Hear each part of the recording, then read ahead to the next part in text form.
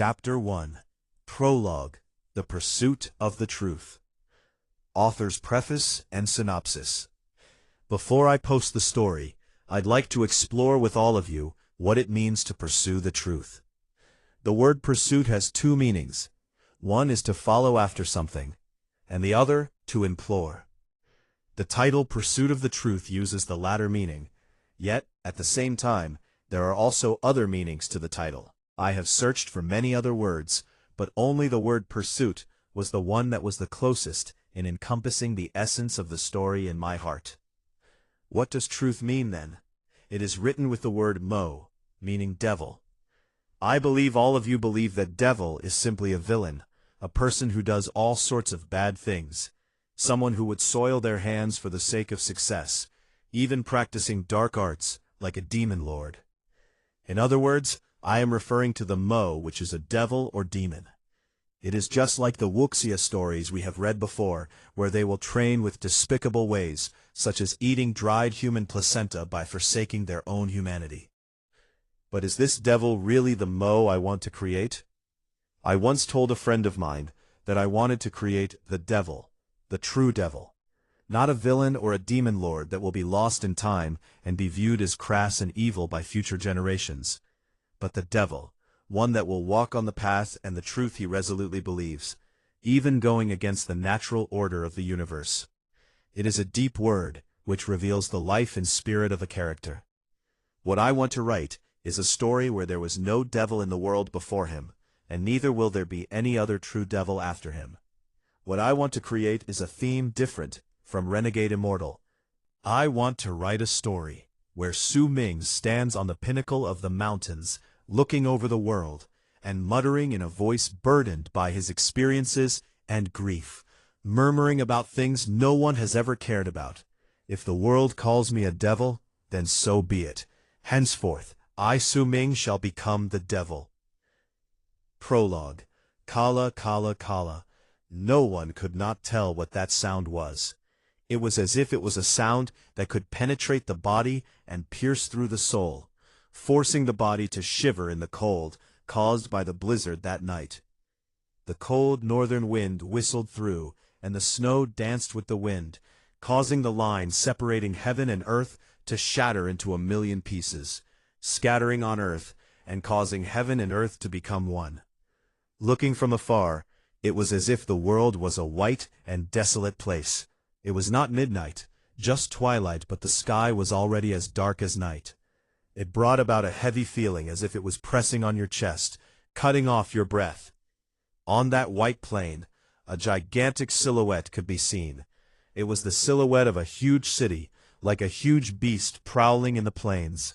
At the center of the city was a tall altar in the shape of a tower. It was built in the shape of a heptagon, completely black, and was so tall it reached the clouds.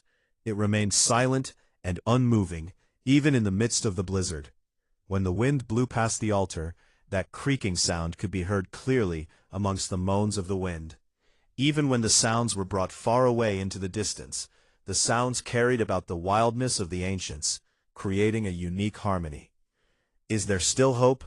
Is there? Hoarse mumbles could be heard from the altar, as if it was one with the wind, and it was barely distinguishable. If there's still hope, then where is it? If there is no hope, then why do you let me see it? As if driven mad, the owner of the voice roared towards heaven, as if he was pouring out his heart and soul into the scream. Standing underneath the altar were countless people, wearing clothes made of straw. They stood silently, and if you cast your gaze further, you would see that the number of people amounted to tens of thousands. Men and women gathered densely around the altar. They may be unmoving, but there was a sort of fanaticism that could be felt among them, as if they would sacrifice everything should the person on the altar just speak. The blizzard became heavier. If you've let me see it, then there must be hope, but where is it? There was a hint of anguish and sorrow in the hoarse voice on the altar, and the voice lingered for a long time.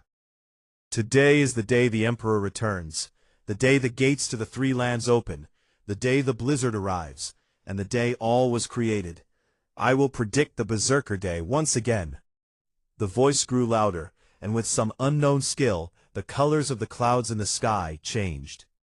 The countless snowflakes stopped in midair, and immediately went back the way they came. Exclamations from all around gathered in one place, making heaven and earth rumble. There was no longer any snow falling from the sky. All the snow gathered to form a gigantic dragon. The dragon immediately lifted its head and let out a piercing roar the moment it was formed. Those who heard it felt their hearts shaking, as if the sound itself could tear them apart. The snow dragon was quickly covered by its own blood, turning it into a bloody dragon. It let out a mournful cry and flew towards the heavens like a shooting star, as if it wanted to tear through the sky and create hope.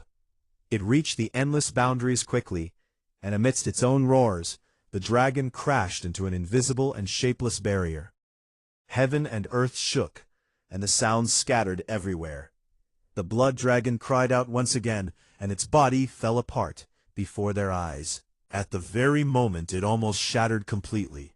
The tens of thousands of people standing in silence under the altar cast hand seals and bit down their tongues, spitting mouthfuls of fresh blood. As if guided by some sort of energy, the blood darted forth like a sea of blood towards the crumbling blood dragon to combine with it, allowing the blood dragon to recover slightly from its broken state, soaring once again into the horizon. All of them watched as the blood dragon soared higher, but at that very moment, the blood dragon shuddered and let out a roar that traveled through tens of thousands of miles, no longer able to stop its body from falling apart. It turned into countless bloody snowflakes and fell downwards, creating a red realm on the plains. Yet at the very moment the blood dragon fell apart, it spoke with a sound completely different from its roars. Death, death. On the top of the altar was an old man clad in a purple robe, sitting cross-legged at the center. The old man's face was covered in wrinkles and brown spots. Mumbling, he opened his eyes, but his gaze held no light, a clear sign that he was blind. Before him was a complete spine, emitting an eerie white glow. In his right hand was a stone slab, which he held on top of the 13th vertebrae. With his blank gaze, he looked silently towards heaven. After a long while, he let out a long sigh. "Tell the king of you, I've tried my best." While he spoke, his right hand moved once again on top of the odd spine. He rubbed at the animal's spine with the stone slab, creating clicking sounds that traveled through a distance. He looked desolate, and along with the sounds, one could also find a sorrowful loneliness and weakness from him. As the elder of the great Yu dynasty, you cannot see the world that I see. You cannot see hope. Chapter 2. Su Ming. First Arc. If only life was as beautiful as it seemed at first sight. Mountains, lush green mountains.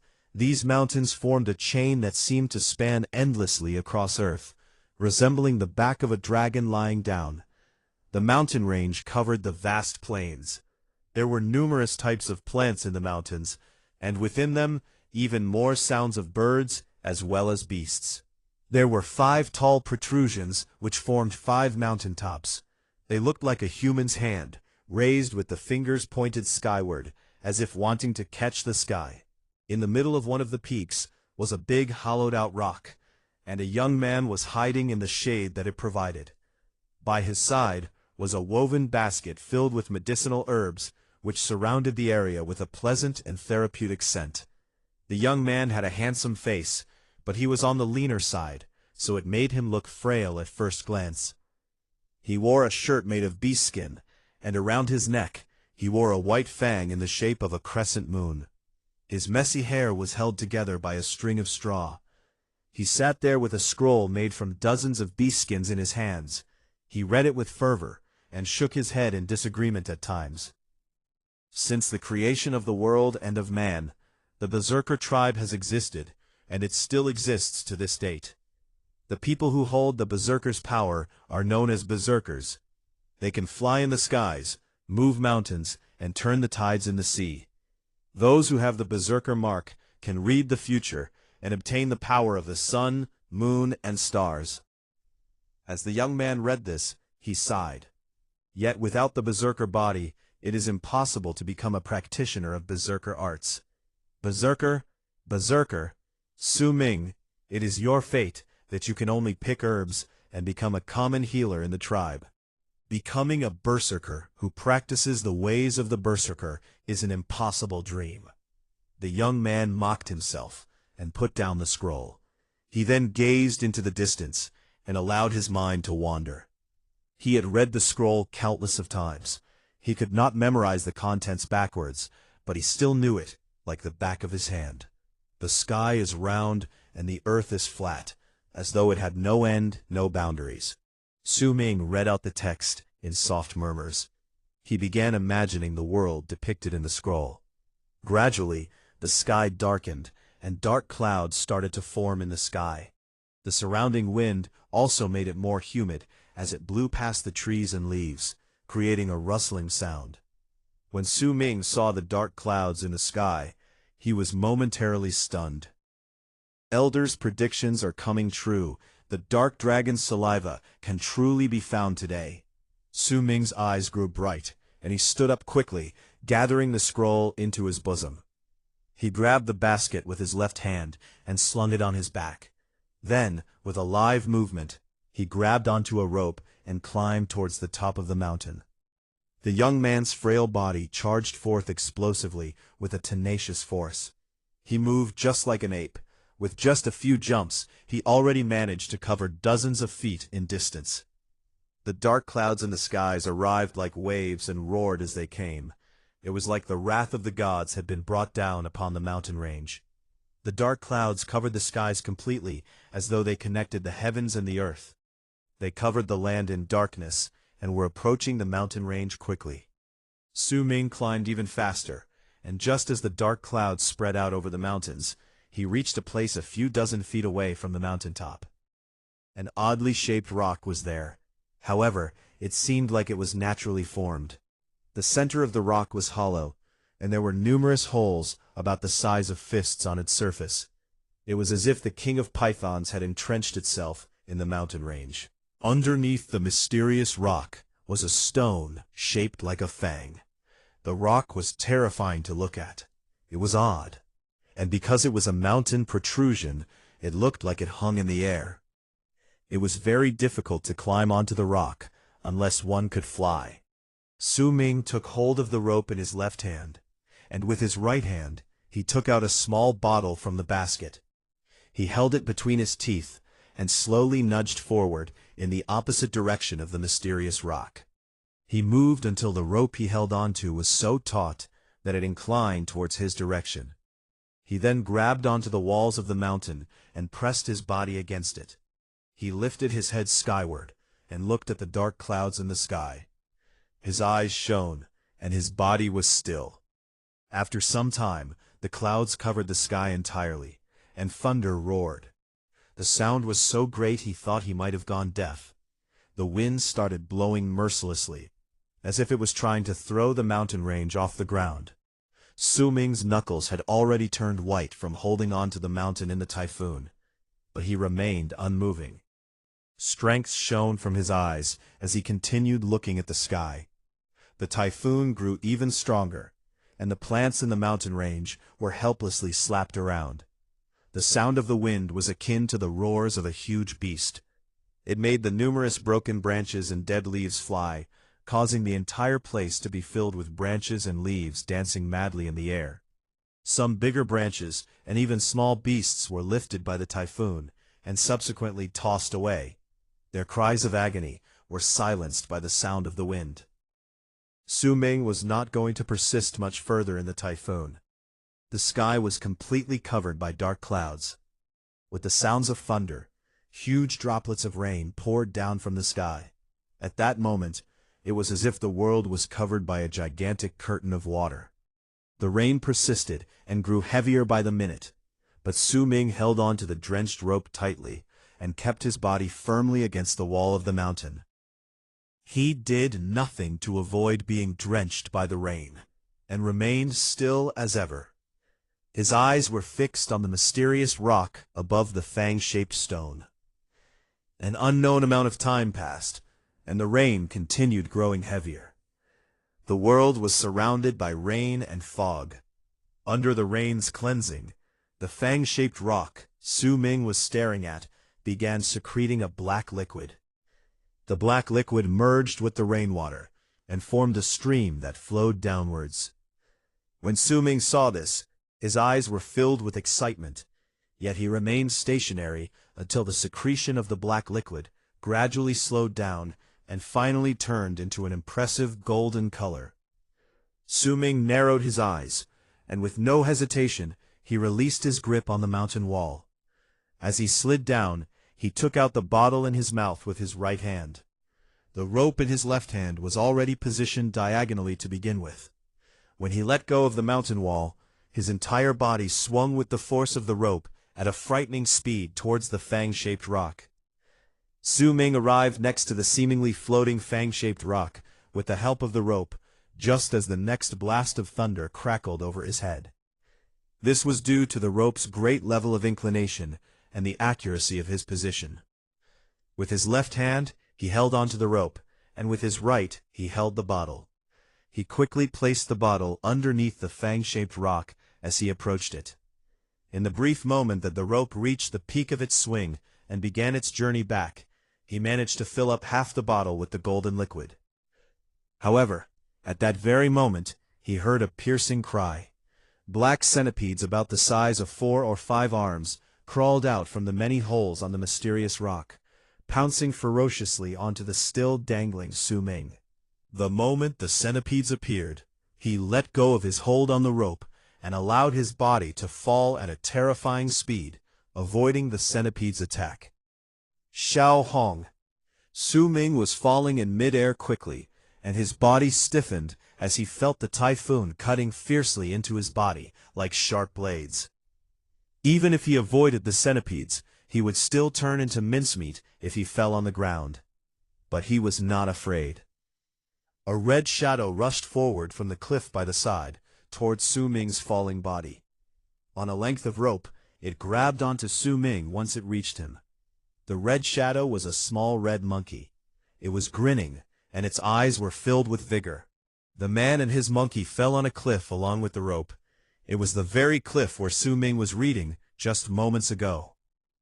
Su Ming's eyes were finally filled with nervousness, and he immediately put away the small bottle he was holding in his hands.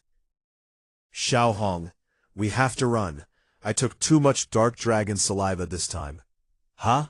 What's that in your hand? As Su Ming spoke, he saw a small piece of black stone in the monkey's paws.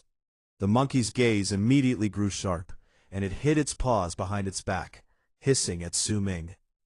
Su Ming did not bother, and immediately walked a few steps forward, before jumping and grabbing onto a length of rope. He fell downwards fast with the monkey behind him. Screeching sounds filled the skies, and the black centipedes gave chase as they sped down the walls of the mountain. They were like numerous black lines falling down relentlessly, chasing the duo.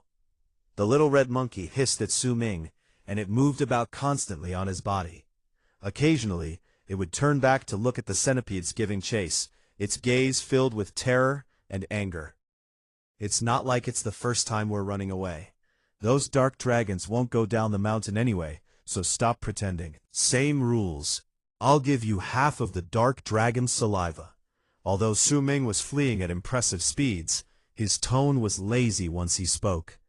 The monkey immediately smiled, making it obvious it was just pretending. The man and the monkey were familiar with the mountain range. For some unknown reason, the centipedes would not travel into certain places, but would rather go around them. Hence, while Su Ming and his monkey were not as quick as the centipedes, they would choose to jump downwards at times and grab onto a rope. After doing so a few times, they managed to escape from the top of the mountain, and they disappeared into the forest. As expected, the centipedes did not venture out of the mountains. After a few cries of rage, they returned to the top of the mountain begrudgingly. The dark clouds left as quickly as they came. After a few hours, the mountain range returned to normal as the dark clouds left to venture further down. Su Ming and the monkey made their way towards the borders of the forest. By then, it was already nighttime. There were dim balls of fire in the distance, all belonging to Su Ming's tribe. I already gave you your share. You still want more? Su Ming was still entirely drenched as he came out of the forest, but he did not mind. Instead, he smiled faintly as he watched the monkey following him with hopeful eyes. This monkey was very intelligent. He found it by pure accident 3 years ago when he ventured into the mountains. They even had a bit of a scuffle, but in the end, they became best friends. The monkey blinked and scratched its face, revealing the tiniest bit of hesitation, but it quickly handed Su Ming the black piece of debris it held onto earlier and let out a few screeches, conveying its intention to trade the debris with the dark dragon's saliva. Fine, I'll let you have some more, but I don't want that stupid rock. You can keep it. Su Ming smiled and took out the small bottle from the basket, handing it to the monkey. The monkey quickly took it and drank a mouthful, its face showing total bliss. The monkey even swayed a little and let out a burp. It threw the black piece of debris, along with the small bottle, back to Su Ming and wobbled back into the forest. Su Ming looked at the small, half-empty bottle and smiled faintly, putting it back into the basket. He then turned his attention towards the black piece of debris. Chapter 3. The Berserker's Initiation. It was a normal stone that was the size of a baby's palm, and it had an uneven surface. Besides some naturally formed patterns forming the uneven surface, there was a small hole on the stone that made it look like an accessory. Other than that, there was nothing else which looked out of place. In fact, it looked like any normal stone. The only thing out of the ordinary was the warmth it emitted when Su Ming held it. The warmth seemed to seep into his body, and it was a very comfortable feeling.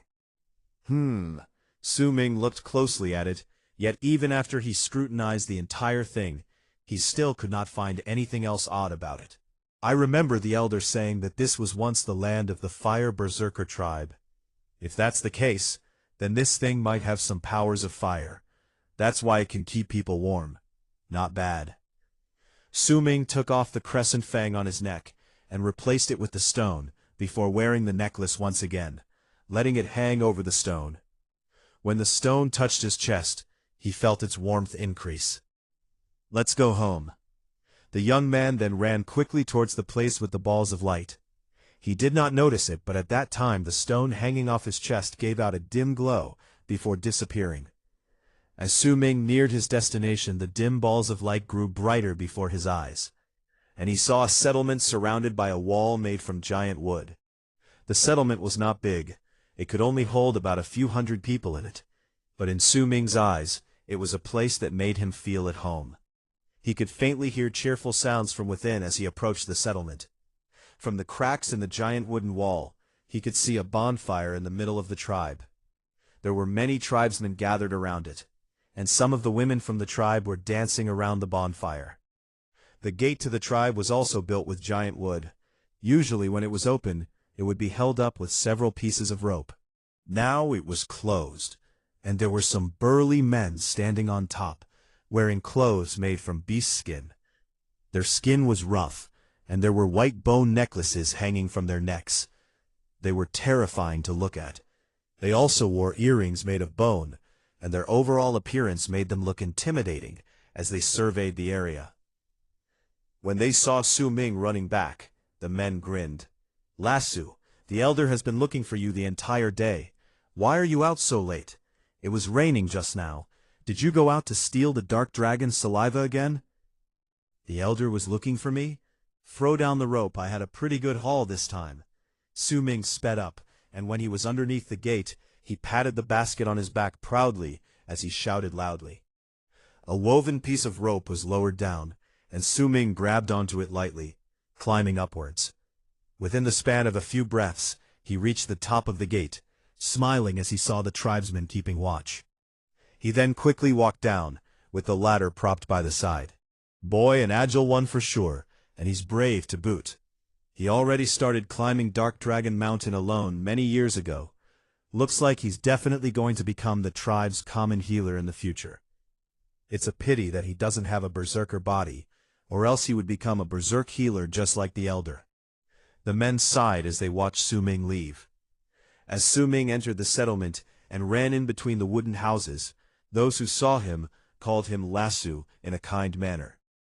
Lasu was not a name just for him, but also for all the children who did not go through the second berserker's awakening. Not too far away, in a wooden house, was a little girl about 5 or 6 years old.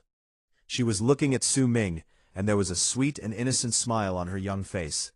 She had her arms wrapped around a white little creature about the size of her palm. The little creature looked incredibly docile, and was just like a white fluff ball. "Big brother Lasu, did you bring something for Pei to eat?" When the little girl saw Su Ming, she started giggling happily. "Tong Tong, this is for you." Su Ming let out a chuckle, running towards her and bringing out some fruits from his bosom. He gave them to the little girl, and as the girl giggled happily, Su Ming ran off. Before long, he reached the middle part of the tribe, where he saw many of his tribesmen laughing and chatting around the bonfire. When he was outside earlier, a fire-resistant wooden fence surrounded the bonfire. Many slices of juicy meat were being roasted on the fire, and they emitted a nice aroma. When some of the girls in the tribe saw Su Ming approaching, they merely cast him a glance before turning away, uninterested. To the tribe, the clean and handsome Su Ming was built much more differently compared to the other tribesmen. Almost all of the tribesmen were bigger and more intimidating than he was. He squeezed through the crowd, grabbed a slice of roasted meat, and ate it as he ran forward. Right in the center of the crowd was an old man wearing sackcloth instead of beast skin. The old man had his hair braided and looked frail. Nevertheless, his eyes shone with a charm that could steal a person's soul if they so much as looked into his eyes. He appeared to be a man of status. He was surrounded by several tribesmen who were listening to him as he talked in a low voice, their gazes towards him respectful. As he saw Su Ming running over, the old man smiled and gave him a nod, signaling Su Ming to sit by his side. He then continued speaking to the tribesmen. When the tribesmen saw Su Ming, their faces also lifted up in smiles. "Dark Mountain tribe may be small, but at least we are the true descendants of Dark Mountain. The elder from Windstream tribe is celebrating his birthday. We must attend his birthday as a sign of respect, since our tribe has maintained a good relationship with them since long ago." The old man spoke slowly. "It's a pity that a few centuries ago, Dark Mountain tribe was divided, and now there are only 3 colonies of the tribe left. If that hadn't happened, Dark Mountain tribe would be a medium-sized tribe by now. We could have controlled all the land around the area, including Windstream tribe. But now, the one who spoke was a man of about 40 years old. He was the leader of Dark Mountain tribe, and was a burly man who was also shockingly powerful. There were 9 fangs about the size of fingers hanging around his neck. There was a mark on his face that could barely be seen, which made him look even more terrifying, just like an evil spirit. The mark was not clear, and it looked incomplete. As Su Ming looked at the mark, his eyes were filled with admiration. From the beast-skin scroll, Su Ming knew that this was a berserker mark that had yet to be completely formed. There was no one in the tribe who had the ability to completely manifest the berserker mark and bring out its true powers. Even his elder was only at the 9th level of the blood solidification realm. Yet even so, this had made his elder one of the strongest berserkers among the tribes around Dark Mountain. The only other tribes who could compare were Black Mountain tribe and Dark Dragon tribe, who were once from the original Dark Mountain tribe but split up later. There is no use mentioning what has happened in the past. Without a strong berserker who has broken through his physical limitations, there is no way we can become a medium-sized tribe. The cause of the original Dark Mountain tribe separation was due to the death of the ancestors in the original Dark Mountain tribe who awakened. As much as I have trained until now, I still cannot break through the 9th level of blood solidification and reach the 10th level, much less the 11th level, which is known as the highest level. I cannot draw a completely manifested berserker mark, and therefore cannot awaken. The old man in sackcloth sighed and spoke slowly. "Prepare the gifts, and tomorrow, Shanhen, you are the leader of the hunters in the tribe, so you will lead the team." The old man stood up, and looked towards a middle-aged man standing by the leader of Dark Mountain tribe. After that, he turned and walked away. The middle-aged man looked calm when he heard those words. He immediately stood up straight and received the order. Su Ming quickly followed his elder and left the area where the feast was held. The old man did not speak on the way, and just silently walked forward until the cheers gradually disappeared behind his back. He reached a house made of wood and grass. Then he went inside. The house was not big, and the interior was simple. Once he entered the house, the old man sat down cross-legged at a corner. He looked at Su Ming as he came in. "You went to hunt dark dragon saliva again?" Su Ming respected his elder, who took care of him as he grew up. He placed his basket on the floor and took out a small bottle, which he then handed to the old man. "With your agility, the dark dragons cannot harm you. However, it's best if you don't go too often. That is the territory of Black Mountain tribe and Dark Dragon tribe after all. Dark dragon saliva is useless to me. Use it to improve your own health." The old man looked kindly at Su Ming. Su Ming nodded and put away the bottle. He had been drinking this liquid for many years, and it was precisely because of it that he could obtain such an agile body. It was also because his elder had been brewing all sorts of medicine for him for all those years. Even though he did not have the qualities to obtain the berserker body, he was still stronger than an average member of his tribe. There are still 3 days left before the time comes for all of you Lasu to perform the berserker's initiation. You're almost 16, right? You will need to worship the god of berserkers. The old man spoke slowly as he looked at Su Ming. The statue of the god of berserkers in Dark Mountain tribe was passed down from the original Dark Mountain tribe in the past. It may not be the main statue and cannot compare to the statues of medium-sized tribes, but it is still very powerful compared to the tribes around us. Su Ming was silent for a brief moment before nodding his head.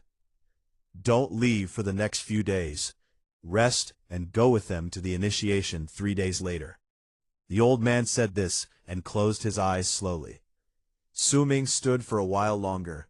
Then he took the basket and left quietly towards a wooden house not too far away. His house. He could never forget the day when he surrounded the statue of the god of berserkers with other children from the tribe for his very first awakening. They were all just 7 years old at that time. Members of the berserker tribe had 2 initiating ceremonies throughout their lives, the berserker's initiation. The first was when they were 7 years old, and the second when they were 16. At the same time, the elder would choose those who had berserker bodies, using the power given by the statue of the god of berserkers. Su Ming let out a light sigh as he felt his chest filling up with bitterness. He wanted to become a berserker and practice berserker arts. The scenes depicted in the beast skin scroll made him dream about it since he was young, but reality was harsh. When his 7-year-old self worshipped the statue of the god of berserkers, he was told very clearly that he did not have a berserker body and could not practice berserker arts. Berserk was the origin of all things in the universe. Only by being a berserker could a person be able to stand above others and become truly strong. From the scroll, Su Ming knew since young that there were many tribes of all sizes in the world. In each tribe, there were different statues of the god of berserkers. It was the soul of the tribe and the key for their descendants to become one with berserk. They needed to reach an understanding with the statue of the god of berserkers. If they felt it responding, then they would be able to obtain the right to inherit the skills to practice berserker arts. There was no need for anyone to teach them. They could just practice it on their own. However, if they failed at 7 and at 16 years old, then it meant that they could not change for the rest of their lives. Su Ming was struggling internally when he could not see the possible outcome to this. He looked forward to it. Yet, when there were only 3 days left for his final enlightenment, he became afraid. This time, will it be possible? Su Ming went back silently into his house and sat down, letting his mind wander. If you want Chapter 4 next, let me know. Chapter 4. The Piercing Light. It was late at night. Su Ming lay on his bed and looked at the darkness around him. unable to sleep. His elder's words kept repeating themselves in his head, and he kept remembering the scene from 8 years ago. With a long sigh, Su Ming sat up and quietly pushed open his wooden door. A light breeze blew through his messy hair. The breeze felt cooling, as if it had arrived with the night to cool down the earth. It was quiet. There were only a few soft cries from birds and other animals from Dark Mountain, which was located in the distance. The settlement was mostly dark. The only sources of light were from the bonfire in the center of the tribe, some of its embers scattering into the air. There were also torches placed on the giant wooden wall around the tribe, which seemed to crackle as they burned in the night. Su Ming lifted his head and looked at the sky. The moon and stars shone brightly, and it was a sight to behold. The river of stars seemed to never end, and it gradually clouded Su Ming's eyes with uncertainty. The tribesmen are kind to me, but it's obvious that I look different from them. Perhaps this is the reason why I failed when I worshipped the statue of the god of berserkers. Without a berserker body, it will be impossible for me to train in berserker arts. Then I will be trapped here forever, unable to leave, unable to see the world as depicted in the beast-skin scroll. Su Ming sat down quietly outside and leaned against his house as he looked at the sky. His uncertainty grew stronger. Right at that moment, a melodious whine echoed in the air gently. The sorrow in the notes seemed to have fused with the moon and melted into the ground beneath Dark Mountain tribe. Su Ming frowned. His straying thoughts were broken by that melody, and he knew without even having to stand and look that his tribesman Lei Chen was playing the shun again. Lei Chen was a low-level berserker. His favorite pastime was to play that strange instrument. The songs from that instrument were incredibly sorrowful, and every single time Su Ming heard it, he would be affected by some degree of sadness, which was why he did not really like those songs. Since the creation of the world and of man, the berserker tribe has existed, and it still exists to this date. The people who hold the berserker's power are known as berserkers. They can fly in the skies, move mountains, and turn the tides in the sea. Those who have the berserker mark can read the future and obtain the power of the sun, moon, and stars. The young man looked at the sky and murmured softly as he sat in a corner in Dark Mountain tribe that night. At that time, he did not realize that the black stone hanging from his neck was emitting a dim glow once again. Time passed by quickly, and the third day arrived, as it was the day of the initiation for the Lasso and Dark Mountain tribe. The entire tribe bustled with activity that morning. Almost all the tribesmen came out with their lasso and gathered at the square. An entire day was required for the berserker's initiation ritual, especially for the lasso, who were 16 years old. It was like a coming-of-age ceremony. The lasso who had completed the berserker's initiation could even choose their own partners on this day. Drum rolls with a strange rhythmic pattern resounded in the tribe. Backed by the drum roll, the lasso stepped forward from the crowd and stood in the center. There were approximately 30 people participating in the berserker's initiation this time. Most of them were teenagers. Although they were still young, their bodies were strong and muscular, and they exuded an air of toughness. Even the girls had a similar build to the men. Hence Su Ming was especially eye-catching among the crowd. He looked clean and handsome, an odd addition to his surroundings. Even so, the people there had already accepted Su Ming a long time ago. Even though he looked different from the rest of them, they did not ostracize him, but accepted him as part of the tribe. Once they surrounded the lasso, who were ready to partake in the initiation. Dark Mountain tribe performed a traditional dance as a sign of worship to heaven. By doing so, they used their bodies to convey their respect and sacrifice to heaven and earth. Su Ming, I heard from the others that you also went to Dark Dragon Mountain and even got some Dark Dragon saliva. A good-natured voice sounded from Su Ming's side amidst the cheers from their dancing tribe members. It was a young man of the same age as Su Ming. His skin was rough, and he had a large build. almost twice Su Ming's size. His eyes were bright, and he smiled boyishly as he looked at Su Ming. Su Ming smiled weakly as he looked at the young man speaking to him. The youth's name was Lei Chen. He was one of his few close friends within the tribe.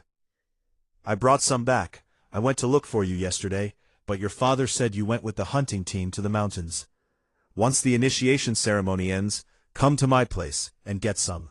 Lei Chen lit up brightly and moved towards him, the boyish smile still on his face. "I could have returned earlier, but we ran into a mink deer on our way back. I remember you said that you needed mink deer blood for your medicine, so I followed it. That's why I came back late." Su Ming knew that while his friend spoke of the encounter like it was no big deal, mink deer were exceptionally hard to kill and were very dangerous. Hence he felt touched when he heard his friend's words. As the two of them spoke, the cheers around them gradually grew silent, and the crowd made way for the elder. The elder wore a sackcloth and held a black cane made of bone in his hand. He walked towards the teenagers as he was escorted by a few tribe members. The teenagers looked at him respectfully, obviously afraid of the man. "Offer the sacrifice to our berserker ancestors." His grandfather's eyes were bright as he looked at the people gathered around him, his gaze pausing momentarily on Su Ming as he spoke. He waved the black cane in his right hand. Immediately several well-built men stepped forward from within the crowd. Each of them carried a tied-up wild beast on their shoulders. The wild beasts were still alive and crying out in rage. They struggled fiercely, but to no avail. There were 49 different types of beasts, and they were all lifted up moments later to be placed around the teenagers. Their cries resounded throughout the settlement, sounding like they had the power to pierce through souls. Yet they were surrounded by the tribesmen of Dark Mountain Tribe and pressed down, making it impossible for them to break free. The men standing by the beasts did not hesitate. All of them lowered their heads at the same time and took out sharp stone knives in their left hands. They then stabbed the beasts' throats, cutting off their heads in the process. Their cries were cut off abruptly as they were beheaded. It was a shocking sight, and it made some of the lasso partaking in the ritual turn pale in fear. Su Ming also looked pale, but he bit his lip and bore through it. He cast a glance at Lei Chen and saw that his friend's eyes were filled with a scary glint, screaming out for blood, as if he was used to it or even enjoyed it. He looked completely different from the good-natured person Su Ming spoke to earlier. More fresh blood spilled forth like a fountain and filled the air with a foul stench. The blood splattered onto the lasso, on their hair, their bodies, and the ground under their feet. You are fortunate because there are no longer any wars between tribes, but at the same time you are unfortunate. The elder looked at the teenagers standing before him and spoke softly. When I was young and went through my initiation, I had to behead one of our enemies and drink their blood to complete my berserker's initiation. Compared to the present, you are fortunate, but you are also unfortunate, because you only saw the blood of beasts and have never touched the heads of your enemies. The elder mumbled and looked at the lasso before raising the bone cane in his right hand and pointing forward. He raised his left hand, which was clenched in a fist, and opened it. Immediately, a powerful gust of aura blasted forth from his body. The aura surrounded them and formed a powerful blast of wind that enveloped the entire Dark Mountain tribe. Marks manifested on the elder's face, which then intertwined with each other and formed a picture that looked like a python. The python looked as if it was alive and real. It appeared on the elder's face in the form of an illusion, raising its head and roaring into the sky. Even as they could not hear it, all the members of the Dark Mountain tribe, including the stronger leaders, shivered and took a step back. The mark of the dark python. This is the elder's berserker mark. Su Ming stared at the elder with a dumbfounded expression. As he looked at the marks on his face, he was filled with awe. The last time he saw this was 9 years ago. When he saw it again this time, the shock was even stronger than before. The elder could destroy the entire tribe alone if he wanted to. He has such power, and yet he is only at the 9th level of the blood solidification realm. Just how powerful are those who have awakened then? Then there are those who have reached the bone sacrifice realm, which is after awakening. It was written in the beast skin scroll that the powerful ones in the bone sacrifice realm were extremely rare. Even within medium-sized tribes, only the truly big tribes would have a few berserkers who had reached the bone sacrifice realm. His desire to become a berserker was growing stronger. We offer the blood on the ground, and the bodies of the beasts, to summon Dark Mountain's statue of the god of berserkers. The elder's voice rang through like thunder, and broke Su Ming's train of thought. As the elder spoke, the carcasses of the beasts exploded. Their flesh, blood, and even the matter spilled on the ground, and on the teenagers, were absorbed by an unknown force. They gathered mid-air into a giant blob of blood and flesh. Berserker's initiation, the big man standing by the elder's side, the tribe leader of the Dark Mountain tribe, shouted. All of the Lasso, including Su Ming, bit down their tongues with no hesitation, and coughed out a mouthful of fresh blood. Their blood flew into the air, and was absorbed by the blob.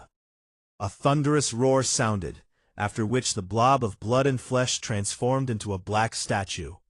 It was a terrifying statue that was half man, half beast, and it had an air of ancient savagery. In one of its hands it held a long dragon, and in the other it held a giant spear. Its gaze was filled with madness and bloodthirst. Its appearance brought forth darkness in the sky, as if the sky was subjugated by its power. Dark Mountain's statue of the god of berserkers. Su Ming's heartbeat thundered against his chest. It felt like it was about to burst. However, at that moment the stone on his neck emitted warmth into his body, making the uncomfortable feeling disappear. It stunned Su Ming momentarily. He was about to instinctively look down when the elder spoke. Come forth in order, and enter the statue of the god of berserkers to worship him. The moment he finished speaking, a young man walked forward briskly and stood underneath the statue. Then he just disappeared. After a while, at the very place he disappeared, the young man was teleported back, looking disappointed. He stepped aside without a word. Next, the one who spoke was the tribe leader of Dark Mountain tribe, his gaze serious. He looked at each and every one of the Lasso. One by one, the Lasso who were at the age of initiation stepped forth. They disappeared and reappeared again after a while. This continued until a girl stepped into the statue, and it glowed a brilliant shade of red. The entire tribe looked forth in excitement, and even the elder focused his gaze on the statue. They saw that the statue glowed red 9 times consecutively before the girl was transferred back. She possesses a berserker body. The statue has shown 9 times. This is proof that she has a berserker body. When the girl appeared, her face was bright with happiness.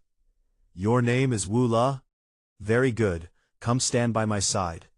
The elder smiled faintly and nodded at the girl as he looked at her. As he watched the girl move towards the elder, Su Ming fell silent. Then he gritted his teeth and walked towards the statue. His actions immediately caught the attention of the other members of the tribe. The members of Dark Mountain tribe were mostly kind towards the young man who was obviously different from them. They kept their gazes on Su Ming until he stood underneath the statue. Su Ming took a deep breath and cast a glance at his elder, who was looking back at him not far away. He closed his eyes. The moment he did so, he felt an indescribable force enveloping his entire body, like he was being sucked into mud. When he opened his eyes, everything around him had changed. This was not Dark Mountain tribe, but a small space which was completely dark, save for the black statue emitting a red glow floating before him. This statue was the same as the statue he saw outside, and it emitted the same aura of ancient savagery. As he watched the statue of the god of berserkers, Su Ming fell silent and bowed deeply towards it. Once he was done, Su Ming's face was filled with bitterness. He knew, if he had the body of berserkers, he only needed to bow once for the statue to emit a red glow. This was just like 9 years ago. There was absolutely no change within the statue. There is no way I can become a berserker. Su Ming bit his lip and sighed. Then he turned to leave. However, at the very moment he turned around, he froze and turned back to look at the statue. He was shocked. At the same time, he saw the stone he had been ignoring all this while emitting a piercing light. Chapter 5. Strange Occurrences Under the Dark Mountain. Practically all of the tribe members were gathered at the center, watching the Lasu partaking in the initiation. At that moment, the giant statue floating in midair trembled, and there was a roaring sound. The sound came too suddenly, stunning all the members of the tribe momentarily. The elder's eyes shone, and he quickly stepped forward.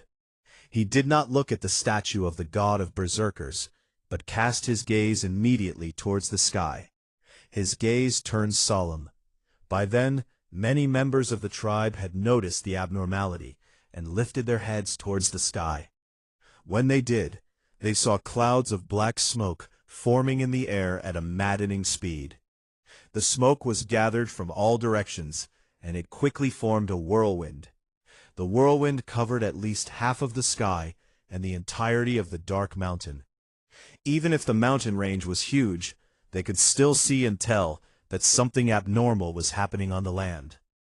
Once the whirlwind was formed, it started moving slowly, and it let out thunderous roars which reverberated throughout the surroundings. Within the whirlwind, there were numerous thunderbolts traveling about in arcs as they crackled in the whirlwind. They boomed.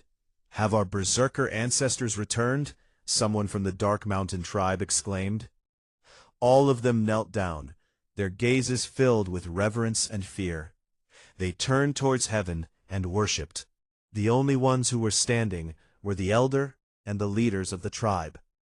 Besides the elder, the other leaders all looked alarmed. The speed of the whirlwind became faster. After a while, a typhoon began sweeping through the land. It affected the entire land around the dark mountain. The floating statue trembled violently, like it could not withstand the pressure that resulted from the whirlwind.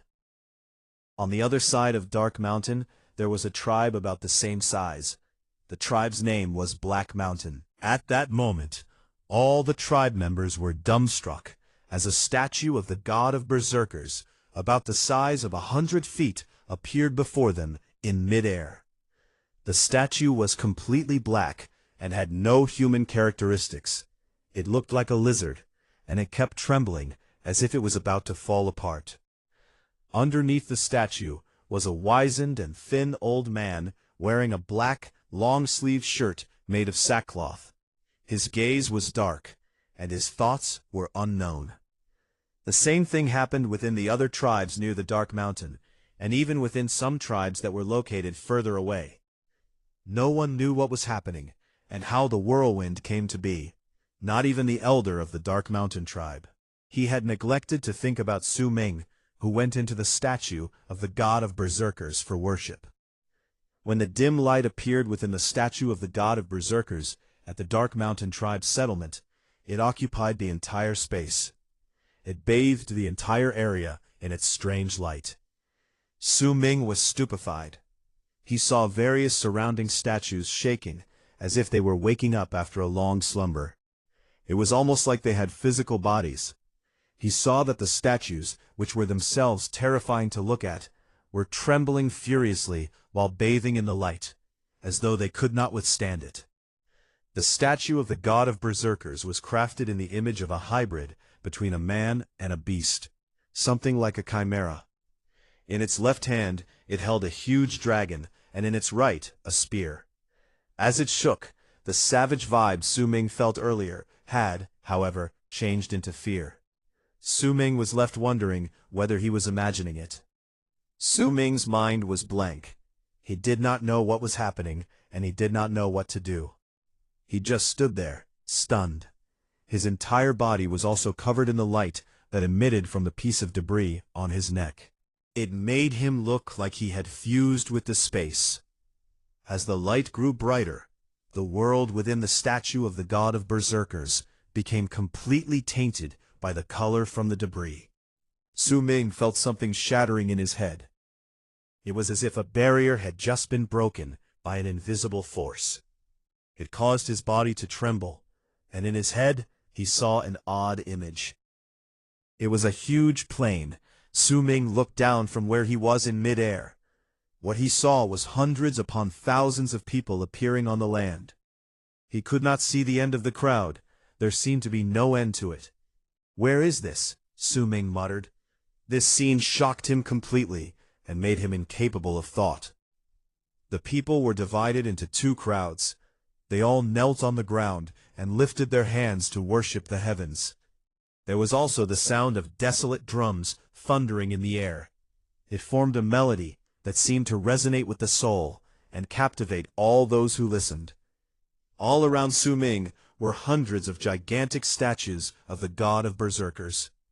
Each statue was unique on its own, and all of them exuded an air of ancient savagery. Their bodies appeared to be made of flesh, like they had life. They too knelt down on one knee and lifted their hands in worship towards the sky. Su Ming lifted his head, and he saw at the highest point of the sky were two people who could only be called the pinnacle of humanity. Su Ming could not see their faces, but with only one glance, he thought he was looking at the glory of heaven, and he was just an ant beneath their feet. They were just like real gods. One of them had long purple hair. He raised his right hand and waved it at the sky. Immediately, the world experienced a change. In an instant, day became night, and stars shone brightly in the sky. As the person waved his hand, the stars seemed to be attracted by a force and fell from the sky. They gathered by the purple-haired person's side and formed a river of stars. The man pointed at a direction with his right hand, and the river of stars made a monstrous blast before speeding towards their enemies. The scene was akin to heaven collapsing, and the powers of the entire sky belonged to one person. The man in purple lowered his gaze suddenly during the blast, and as he looked at the crowd, his eyes locked with Su Ming's. Su Ming could feel his mind being attacked. There was a great force pushing him out, and he was expelled from the seemingly illusionary world. Su Ming trembled, his sight covered by darkness. After a long while, he regained his consciousness, and found himself still inside the statue of the god of berserkers. There was no light around him, and it seemed like it was all in his imagination.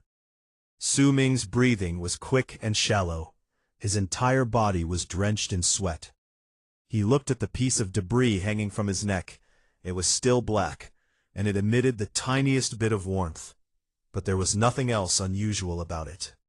Was it an illusion, or was it the statue's memories just now? It was just like the writings in the scroll. That was the power to control the stars and the skies.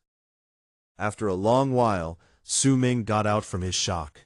His gaze was filled with uncertainty, and his thoughts were in a mess.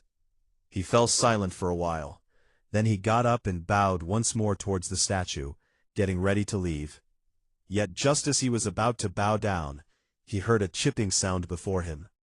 He saw a small crack on the statue's face, which seemed to grow as Su Ming lowered his back further.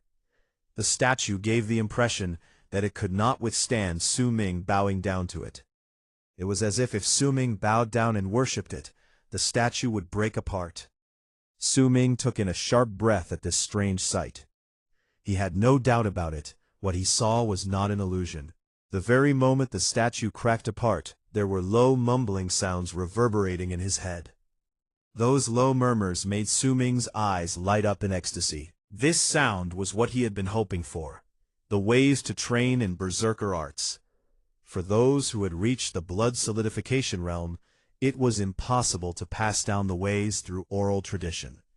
The only way was by obtaining it from the statue of the god of berserkers. Hence, the presence of such a statue was of extreme importance in a tribe, as it was connected to the tribe's survival. When the low murmurs disappeared, Su Ming's body also disappeared from within the statue, and reappeared amid the dark mountain tribe. When he appeared, he saw all his tribesmen, including the elder, had their heads lifted towards the sky. He felt his heart pounding against his chest, and he followed their gazes upward. The giant whirlwind was still swirling about, letting out low, rumbling sounds. "Su Ming, come to my side." Su Ming heard the elder's voice nearby. He was afraid. He could feel the abnormality in the air, and he knew it had something to do with the piece of debris hanging from his neck. However, he did not dare say it out loud. He walked towards the elder in trepidation, and stood behind him. Before long, the scene in the sky gradually disappeared, and it returned to normal. No one asked whether Su Ming was successful, as there was no light from his turn, which could only mean failure. The remaining lasso entered the statue to worship once more as soon as the sky returned to normal. When they were all done, 2 children were known to possess the berserker body at the age of 16 during that initiation ritual. The 2 children were taken away by the elder, as they were going to be important members of the tribe. They would learn about various experiences when training in the ways of the berserkers. The other lasso left in disappointment. Su Ming went back in silence, but his heart was beating increasingly faster. He wanted to tell the elder everything, but somewhere in his mind, he knew that this was too serious a matter to be discussed, especially since the statue of the god of berserkers had cracked because of this. Su Ming walked into his house while he thought about it. The elder looked at Su Ming's back from afar, puzzled. Su Ming went back into his house hurriedly and sat on his wooden bed. He looked at the black and uneven debris on his chest, his gaze uncertain. After a while, he reached out to take off the necklace, but he hesitated. He got up and barred the door with a wooden block. If anyone decided to come in, he would know and have time to prepare. After that, he sat down and held the debris in his hand, observing it carefully. Just what is this stone? Xiaohong found it, so it might have been because the wind was too strong, and it was revealed after all the leaves were blown away. Then Xiaohong picked it up. Su Ming's heart pounded furiously against his chest. He had a feeling he just got his hands on a piece of treasure. Even the statue of the god of berserkers cracked before it. I wonder where Xiaohong got this. Are there more of these? Su Ming licked his lips, his eyes filled with excitement. I did not possess the berserker body, and could not inherit the ways to train in berserker arts, but this thing allowed me to obtain it. Su Ming took a deep breath and quelled his excitement. Then he focused all his energy on the piece of debris. Time passed, and Su Ming grew tired. He held the piece of debris in his hand and fell asleep on his bed. The piece of debris began emitting a very dim glow once again. Chapter 6. Dream. Brother, brother. A fragile voice that had a unique sounding tone echoed in Su Ming's dreams. Brother, are you listening? Brother, brother, I'm waiting for you. The voice was tired, as if it had been calling out for eternity. It became weaker, and the sound slowly disappeared. As the voice grew weaker, Su Ming felt a gut-wrenching pain in his dreams. It was as though something of utmost importance to him disappeared along with the voice. The feeling jolted him awake from his sleep. Su Ming felt cold. He was drenched in his sweat. His face was pale, and he was breathing heavily. He looked at his surroundings and began to calm down when he saw that he was surrounded by familiar sights. It was midnight. He could hear the sounds of birds and beasts from afar. Aside from that, everything was silent. Su Ming sat up quietly on his bed and looked at the stone in his hand. He looked doubtful. That dream just now was weird. I wasn't tired either, but I fell asleep as I was observing the stone. That dream, that voice. Su Ming's face was clouded with uncertainty. He rarely had dreams, and he definitely never dreamed about something like that before. Yet somehow, the girl's voice was oddly familiar. All of this must be related to this thing.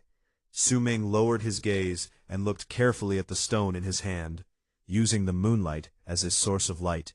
He frowned. Just what is this? He hesitated for a brief moment and then bit his finger.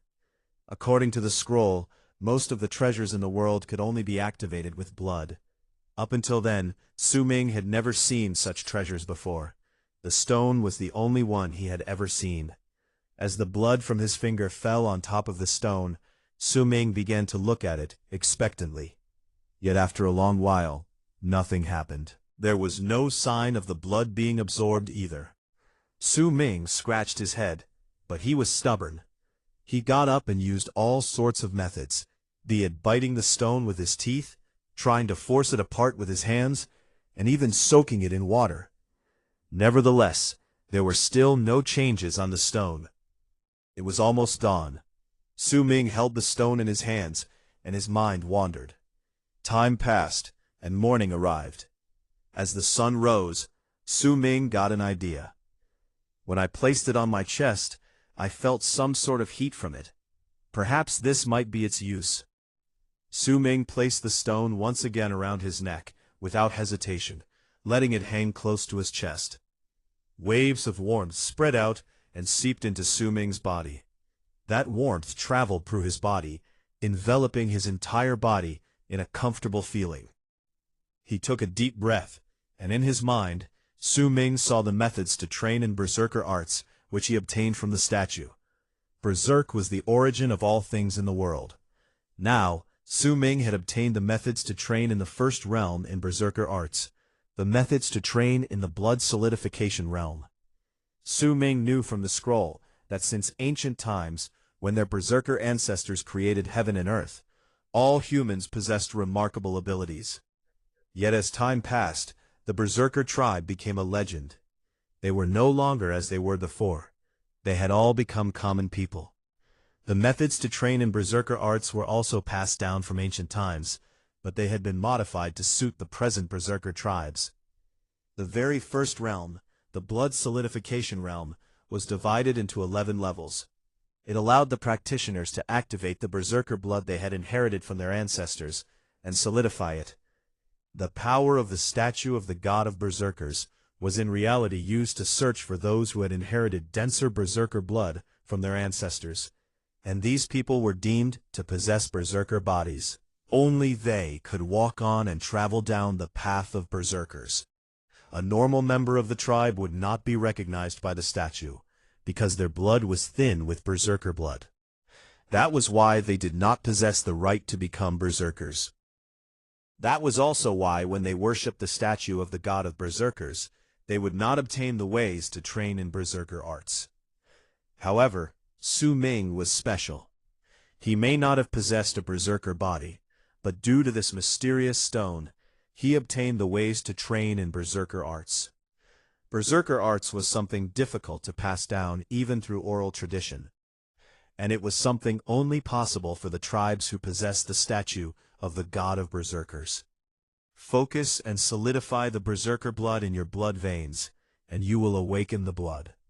Draw the berserker mark unique to your own to awaken, Su Ming muttered, with his eyes shining brightly. He sat down cross-legged and took a few deep breaths. He closed his eyes slowly after that. He gradually immersed himself in the training method he obtained soon after the sun had risen to the peak of the sky. Smoke could be seen signaling the bonfire was lit in the tribe. The tribe started to bustle with activity. The hunting team, led by several leaders in the tribe, ventured out to hunt for food with blessings from their families. Some of the lasso, who were around 4 to 5 years old, were running around naked and playing happily. The cheerful sounds brought about smiles on the faces of the tribe members. The 2 tribe members who were told that they possessed berserker bodies were at the elder's house. They were listening to lectures on how to train in berserker arts, as well as how to become a berserker and how to become an important asset to the tribe. As of that point in time, Dark Mountain Tribe only had 22 berserkers after the older generation had passed away. No one noticed the door to Su Ming's house was shut tightly that morning. Within the house, he was emitting a dim, blood-red light. The light came from every single vein in his body. It was a bewitching sight to behold. As his blood veins glinted in red, only one blood vein emerged from Su Ming's body, and it appeared vague. It looked like it could not manifest itself completely. After a long while, Su Ming opened his eyes, and his breathing was shaky. If more blood veins emerge during the training in the blood solidification realm, then it means the possibilities of awakening would also be greater. But reaching the awakening realm is too hard. According to the scroll, only those who have awakened their physical limitations have the right to call themselves Berserker Masters. A person who has arrived at the awakening realm has at least the ability to turn a small tribe into a medium-sized tribe. The Elder has already solidified half of the Berserker blood in his body, but he has yet to reach awakening. There is no one around us who has yet to reach the awakening realm. Su Ming continued mumbling. The awakening realm was a dream too far away for him at that moment. He was worried whether he could manage to even reach the first level in the blood solidification realm. To reach the first level in the blood solidification realm, he needed at least 3 of his blood veins to emerge. Those who possessed a berserker body would be able to manifest 3 blood veins very quickly into their training, and arrive at the first level of the blood solidification realm. They would be unlike Su Ming, who could barely even manifest the first vein. He was off to a rocky start, but Su Ming did not give up. As long as he could train, he had hope. Besides, when he was trying to make all the blood veins in his body emerge, he could feel the stone on his chest growing hotter. This lifted Su Ming's spirits. He had a feeling that he held the key to the activation of his treasure. 7 days had passed. Within those 7 days, Su Ming barely left his house. It was stated in the scroll that berserkers would have an increased appetite during the blood solidification realm because they were activating all the blood veins in their bodies. This would allow them to grow faster physically and create more fresh blood for their training. However, there was no sign of hunger within Su Ming. He thought about it, and attributed this to the strange warmth emitted by the stone. Within those 7 days as well, Lei Chen dropped by once to give Su Ming the mink deer blood and take some dark dragon saliva. Lei Chen was tested and proven to possess the berserker body when he was 7. He had already reached the 4th level of the blood solidification realm by now. He was able to manifest 23 blood veins from his body, and even within the hunting team, his abilities were at least of an average level. Before he left, he hesitated briefly. He wanted to cheer Su Ming up, but in the end, he chose to look at Su Ming and speak honestly. Su Ming, we grew up together. I'll protect you from now on. If anyone bullies you, then they're my enemy as well. Once he finished, he swung his arm in a powerful manner and left with a boyish grin. Su Ming watched Lei Chen leave, feeling touched. Life in the tribe was simple, but it was not boring. Almost all of the members of the tribe had their own task to perform to contribute to the tribe. Half a month after the berserker's awakening, Su Ming once again took his basket and left for the forest alone. After reporting to the members of the tribe, Su Ming was like a different person once he went into the forest. He was agile. He could speed forth like an arrow, with a jump, and climb up a big tree with just a few leaps. As he sat on a tree branch, he smiled. He was proud of his own speed. Even if I haven't completed the first level of blood solidification realm, my body has become much more agile than before. Su Ming placed 2 fingers in his mouth and whistled. The whistle traveled far and echoed as it did. The red blur was quick, and it reached Su Ming in a flash. Su Ming grinned widely and jumped forward as soon as the blurry red figure approached. It screamed and chased after Su Ming. Xiaohong, let's see who reaches the top of the mountain first today. There was joy in Su Ming's voice, and as he spoke, he ran forward. Behind him was Xiaohong, the monkey. The monkey's face was scornful. It did not think that competing with Su Ming was something worth doing. It was even eating a fruit in its hand at that moment. Xiaohong scratched its face and chased after Su Ming lazily. However, the monkey soon grew restless, and its screams became sharper. Its gaze was filled with shock, and it threw away the fruit in rage, chasing after Su Ming with everything it had. Chapter 7. Gift. Su Ming never stopped moving in the forest. His body was like an arrow as he shot through the trees, using his familiarity with the terrain and his agility. Very soon, Dark Dragon Mountain appeared before his eyes. Once he got out of the forest, he would be able to get on to Dark Dragon Mountain. For Su Ming, who had come to this mountain since he was young to collect herbs, every single living thing here gave off an aura that put him at ease. It's written in the scroll that the berserkers can increase their strength by calling forth their blood, and make their bodies stronger while they are training in the blood solidification realm, due to honing the berserker blood within their bodies. I thought I would never obtain such an opportunity, but to think that I would be able to experience it today. To reach the first level in the blood solidification realm, the manifestation of 3 blood veins is needed. But even if I have yet to manifest all 3, my speed has increased by leaps and bounds. Even my strength has. Su Ming jumped forward, and whilst in mid-air, he swung his right fist at the giant tree beside him. With a huge crash, the faint outline of his fist could be seen on the tree. But at the same time, Su Ming's right hand also felt numb, though his face was filled with excitement. But, as he was drowning in excitement, a flash of red ran past him and let out a string of proud screeches. Obviously, it was made by the little monkey, who felt pleased with itself for catching up to Su Ming and surpassing him. Su Ming smiled and chased after the red blur. His speed did not decrease, but he could not catch up to the little monkey. In the past, every single time he reached Dark Dragon Mountain, that monkey would be waiting for him impatiently, with a face filled with scorn, as if it had been waiting for him for a long time. But now, after 2 hours, as Su Ming climbed Dark Dragon Mountain and reached the same big rock with a hollow located in one of the mountains, he saw the monkey.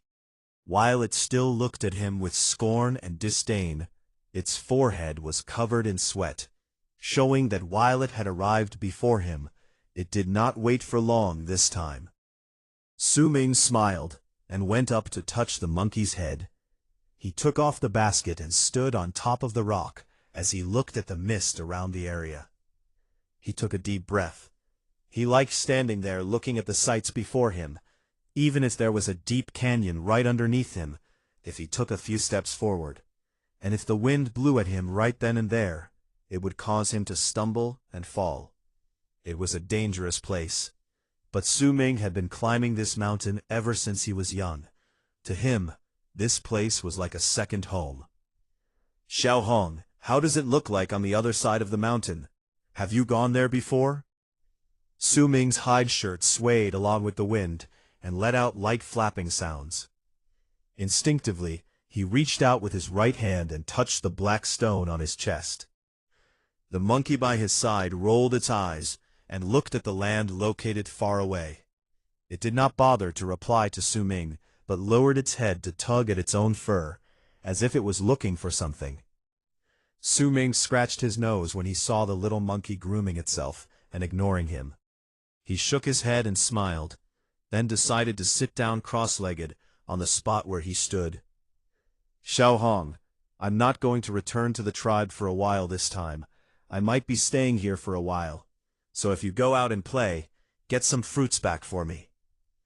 The monkey beside him immediately lifted its head and looked at him with surprised eyes. It looked at Su Ming scrutinizingly, then smiled happily and nodded. It usually only got to spend 3 to 5 days with Su Ming. When Su Ming returned to the tribe, it would be left alone in the forest. Once it understood what Su Ming said, it was extremely happy. Su Ming took a few deep breaths and closed his eyes slowly as he felt the wind on his face. He was about to begin training there, until he reached the first level in the blood solidification realm. Only then would he leave. After all, Su Ming did not know how to explain what happened to him. Somewhere in his mind, he wanted to keep this a secret, and let no one know about it. A red vein appeared from Su Ming's body soon after he closed his eyes. This red vein was giving off a dim red glow. It was no longer glinting, but showing signs of manifestation. It was the same red vein that had only appeared vaguely half a month ago, the same red vein that was now manifesting itself completely. Su Ming may not have any talent in practicing the ways of the berserker, but he was not the type to give up easily. Now, As he sat down with his legs crossed to train, time passed by slowly. The sun rose and set. The mist in the sky gathered and dispersed, and the sounds of the birds and beasts echoed in the mountains, forming a sort of tranquility. Surrounded by that peace, Su Ming opened his eyes on the second day in the morning. He moved his body. When he looked back, he saw that the little monkey had gone off, but there were some fruits on the ground, and some cores left from fruits that had been completely devoured. Su Ming picked up some of the fruits and ate a dozen of them. With his appetite, the fruits could only make him partially full. He may like to eat fruits, but he was not fond of eating too many in one go. Once he finished eating, Su Ming sat down immediately and focused on refining the berserker blood within his body. But this time, Su Ming opened his eyes after a few moments, with a puzzled look on his face. The first blood vein has already manifested, but it seems like there's not enough blood in me for the second vein to appear. Su Ming did not know how to describe it. It was as if the first vein itself absorbed more than half of the fresh blood in his body, and there was not enough blood for the second vein to manifest itself. It was difficult to explain. "I don't have enough blood." Su Ming scratched his head and sighed. He did not know that practitioners of the ways of the berserker, especially during the initial stages, while requiring a strong body to train, would also need to take in a huge amount of medicine that would greatly boost the formation of blood within the body to increase the speed of their training and subsequently allow each vein to manifest one after another. The strength of a berserker in the blood solidification realm was directly linked to the amount of blood veins and blood he had. The more blood a berserker had, he would also be able to manifest more blood veins, and he would be stronger. Once the power was released, even with just their physical strength alone, they could tear apart a huge beast. This was berserker power. All these were the secrets of the tribe. Only those who possessed berserker bodies had the right to know about it. When the members of the tribe were injured, they would lose a large amount of blood, their faces would grow pale, and they would be weak. At that time, they would need to consume herbs that would help with the formation of blood. Su Ming's eyes lit up after some careful thinking. He immediately slung the basket over his back and jumped towards the side of the mountain. This time, his speed was extremely fast, and he returned about an hour later. When he returned, there were some herbs with dirt still attached to them in his basket. Once he cleaned those herbs, Su Ming took out a stone bowl from the basket. He crushed the herbs and mixed them with dew, which turned into a dark green concoction that emitted a strange smell, but he was already used to this smell. He breathed in a few whiffs of the smell, then added more herbs. Once it was done, he took a deep breath and drank the whole thing down. It was disgusting. Su Ming frowned in discomfort, but forced himself to drink the whole thing before sitting down with his legs crossed again. It was not until midnight before Su Ming opened his eyes again. When he did, he stared into the darkness and let his mind wander. There's a little effect, but only a little. The method is correct, but something is still wrong. Su Ming frowned. He could not tell his elder about this. He could only rely on himself to solve the problem. That's what's wrong. Su Ming's eyes lit up. As the common healer in the tribe, it was his job to collect herbs. He remembered every time he went to collect herbs, his elder would usually select some herbs from the pile and take them away. The rest would be given to the tribe leader and distributed to the tribe according to need. The herbs would be taken out of the herb storage when there was a need to use them to create medicine to cure the wounded and the sick. Dark Dragon's saliva was among those taken away by the elder. But Dark Dragon's saliva was no longer of any use to him, and thus all of them were given to Su Ming to nourish his body. There's still some Dark Dragon saliva left after I gave some to Lei Chen. Su Ming immediately ruffled through the contents in the side pocket of the basket and took out the small bottle. When he opened it, there was the familiar fragrance wafting in the air. He shook it lightly. There was only a little less than half left.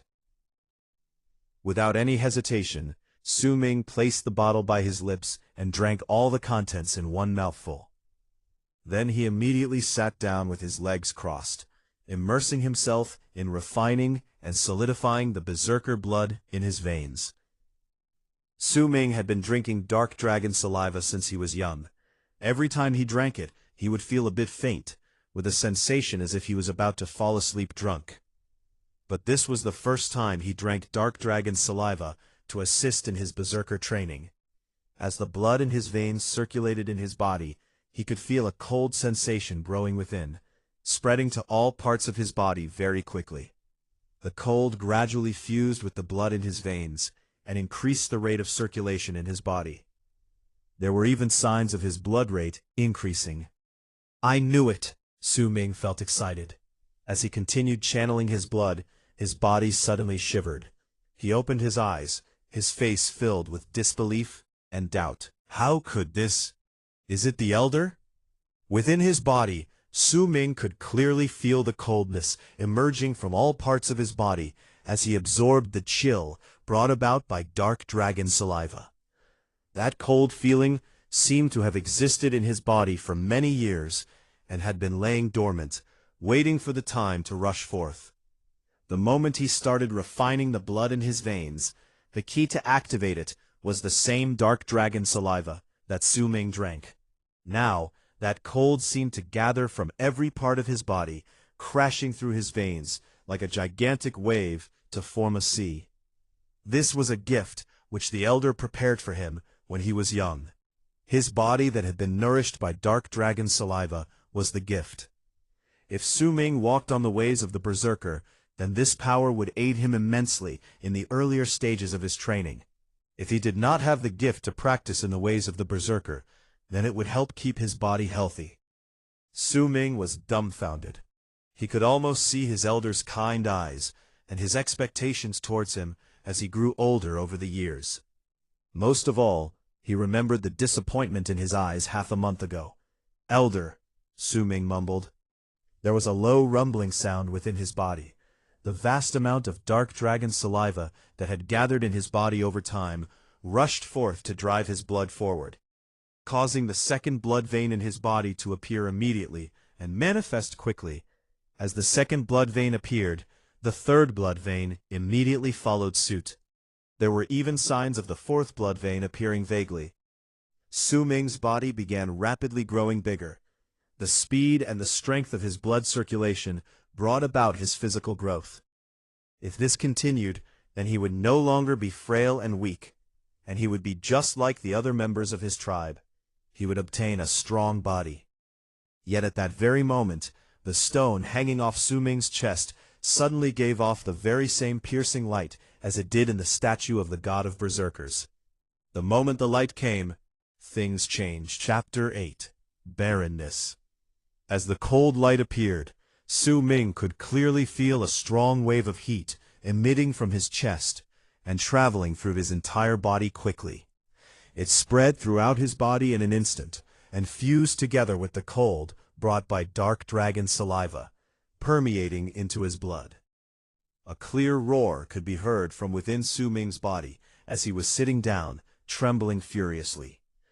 The fourth blood vein manifested itself. At the same time, a large amount of black filth seeped out of Su Ming's pores. There was even a terrible stench in the air, but it disappeared along with the wind. With 3 blood veins, one could reach the first level of the blood solidification realm. Now, Su Ming had become a berserker who reached the first level of the blood solidification realm. Still, he kept his eyes closed. There were no signs of him waking up as time passed. The solidification of his blood gradually stopped as the fourth blood vein manifested. When the little monkey returned the next morning, while sniffing at its right claw with a pleased look on its face, it was surprised when it saw Su Ming covered entirely in black filth. It scratched its head in confusion, then circled Su Ming a few times. It may have obtained intelligence, but it did not know what was happening. Then, curious, it approached Su Ming and reached out a claw, wanting to pat him. Just as it was about to touch Su Ming, the light once appeared strongly from within Su Ming's body. It reached its brightest in an instant, and enveloped Su Ming entirely, making the monkey hang its mouth open in shock. Then, Before its very eyes, Su Ming's body disappeared. To the little monkey, Su Ming was taken by the light. This scene made it widen its eyes and let out a piercing screech. It rushed towards where Su Ming disappeared and began searching in frenzy, but it found nothing. It stood there unmoving and stunned. Su Ming did not know where he was. He was currently looking at his surroundings in confusion. He could not see too far into the distance, but he could see the vague outline of the peak of a mountain before him. He had just woken up, but he remembered he was in Dark Mountain. He could not understand how he got there. His gaze slowly turned cautious. He first lowered his gaze and looked at his chest, then felt his heart missing a beat. The strange black piece of debris was missing from his chest. It's gone. Su Ming was shocked. He looked around at his surroundings, then stood up slowly. His gaze was dark and alert as he started walking towards the mist-covered mountaintop. The mountain was not far away. Within a short amount of time, Su Ming was standing at the foot of the mountain.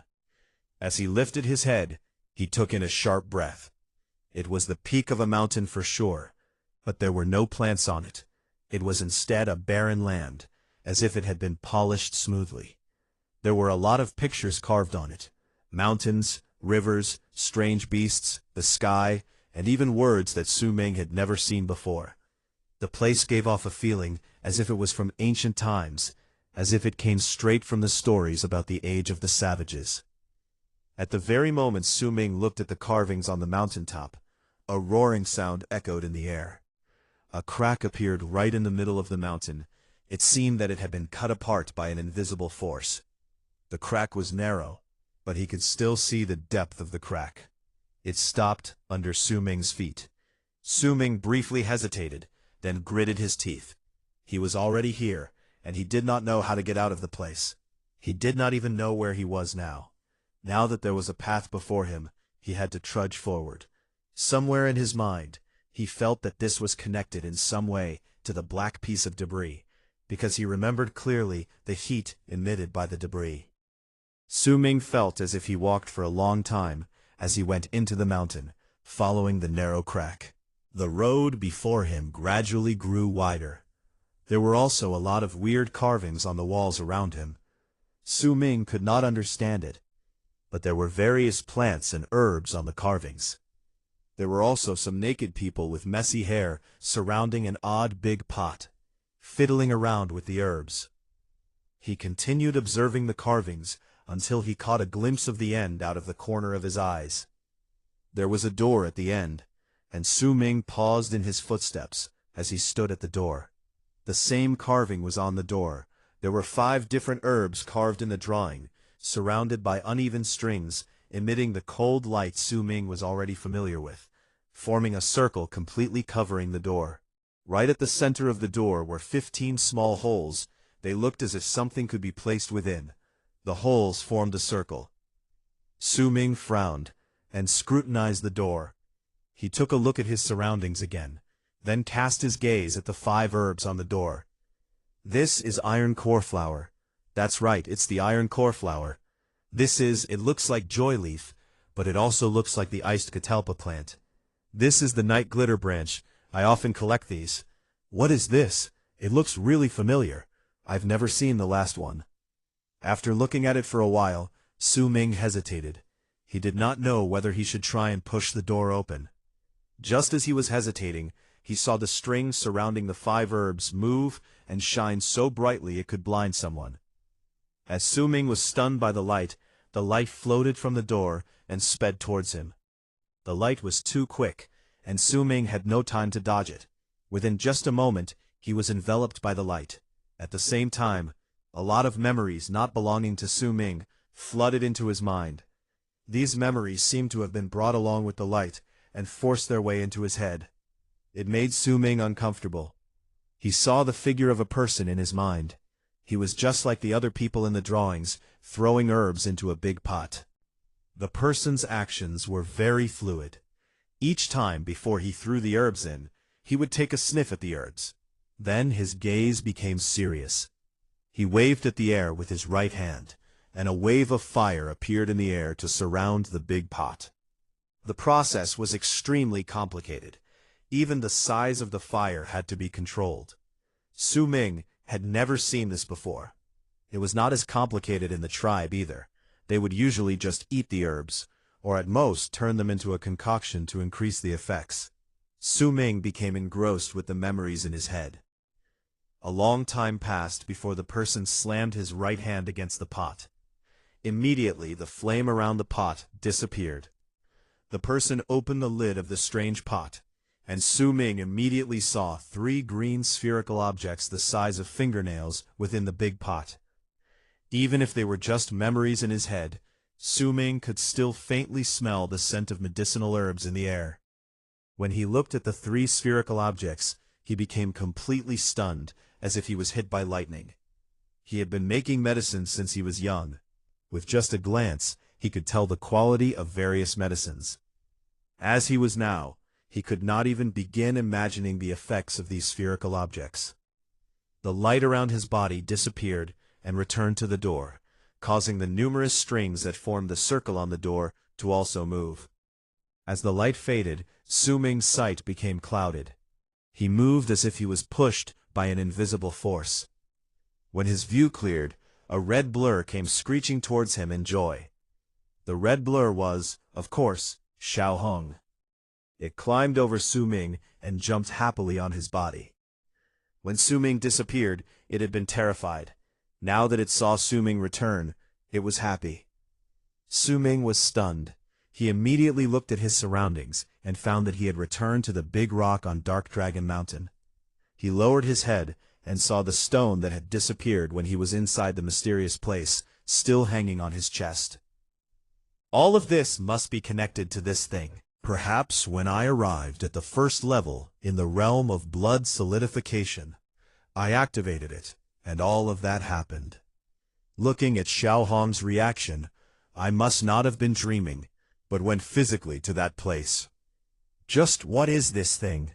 Why is it here? Su Ming mumbled softly as he recalled the memories in his head, quenching the medicinal pills. After a long while, Su Ming mumbled out the name of the process he saw in his head. Scattering dust. This was the name of the medicinal pill. It was also one of the many memories that appeared in his head. Su Ming spoke in a low tone, and in his mind, he saw the carving on the door. His eyes lit up gradually. He may not know where the place was, but it was clear that quenching thing he saw had piqued his interest. In his view, the training to become a berserker is related to those herbs that increase the blood rate in the body. They needed to consume lots of it to make their bodies stronger. That quenching process he saw in his head might be able to help immensely in his training. I've never seen a round medicinal pill like this in the tribe. Not even the elder has seen one before, or else I would have definitely seen it. But that round medicinal pill seemed to be working pretty well. I wonder how strong the effects of the herbs would be once I finish making it. Then my next step would be to look for those 5 herbs. Xiaohong, have you ever seen these 2 types of herbs?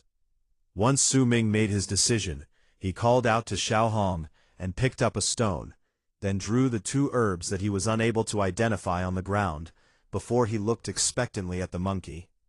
Xiaohong looked at them with its teeth bared, then gave a nod. Su Ming felt his spirits lift. He walked around the big rock several times, as his mind quickly processed his thoughts. I can find the herbs, but making that sort of medicinal pill will be complicated. There's even fire involved. It'll be just like cooking rice. Interesting. Once Su Ming had his thoughts sorted out, he frowned. He remembered that the pot itself was also odd. It was different from the pots used to cook rice in the tribe. As he was searching through the memories in his head, he learned the pot used for the quenching process had an odd name, the Barren Cauldron. The pots used in the tribe should be useless. I'll also need fire. Su Ming lifted his head suddenly as he was mumbling. His eyes were bright as he looked at one of the mountains located further away. Among the 5 mountains in Dark Dragon Mountain, that mountain was completely brown in color, and at this moment, there was smoke rolling out from the top of the mountain. Chapter 9. red mud. Each one of the 5 mountains in Dark Dragon Mountain was different. The mountain which produced Dark Dragon's saliva was the closest to Dark Mountain Tribe. If he went any further, he might accidentally run into other people from other tribes. That was why Su Ming spent most of his time here. He would only venture to the other mountains to collect some rare herbs, and he did so with caution.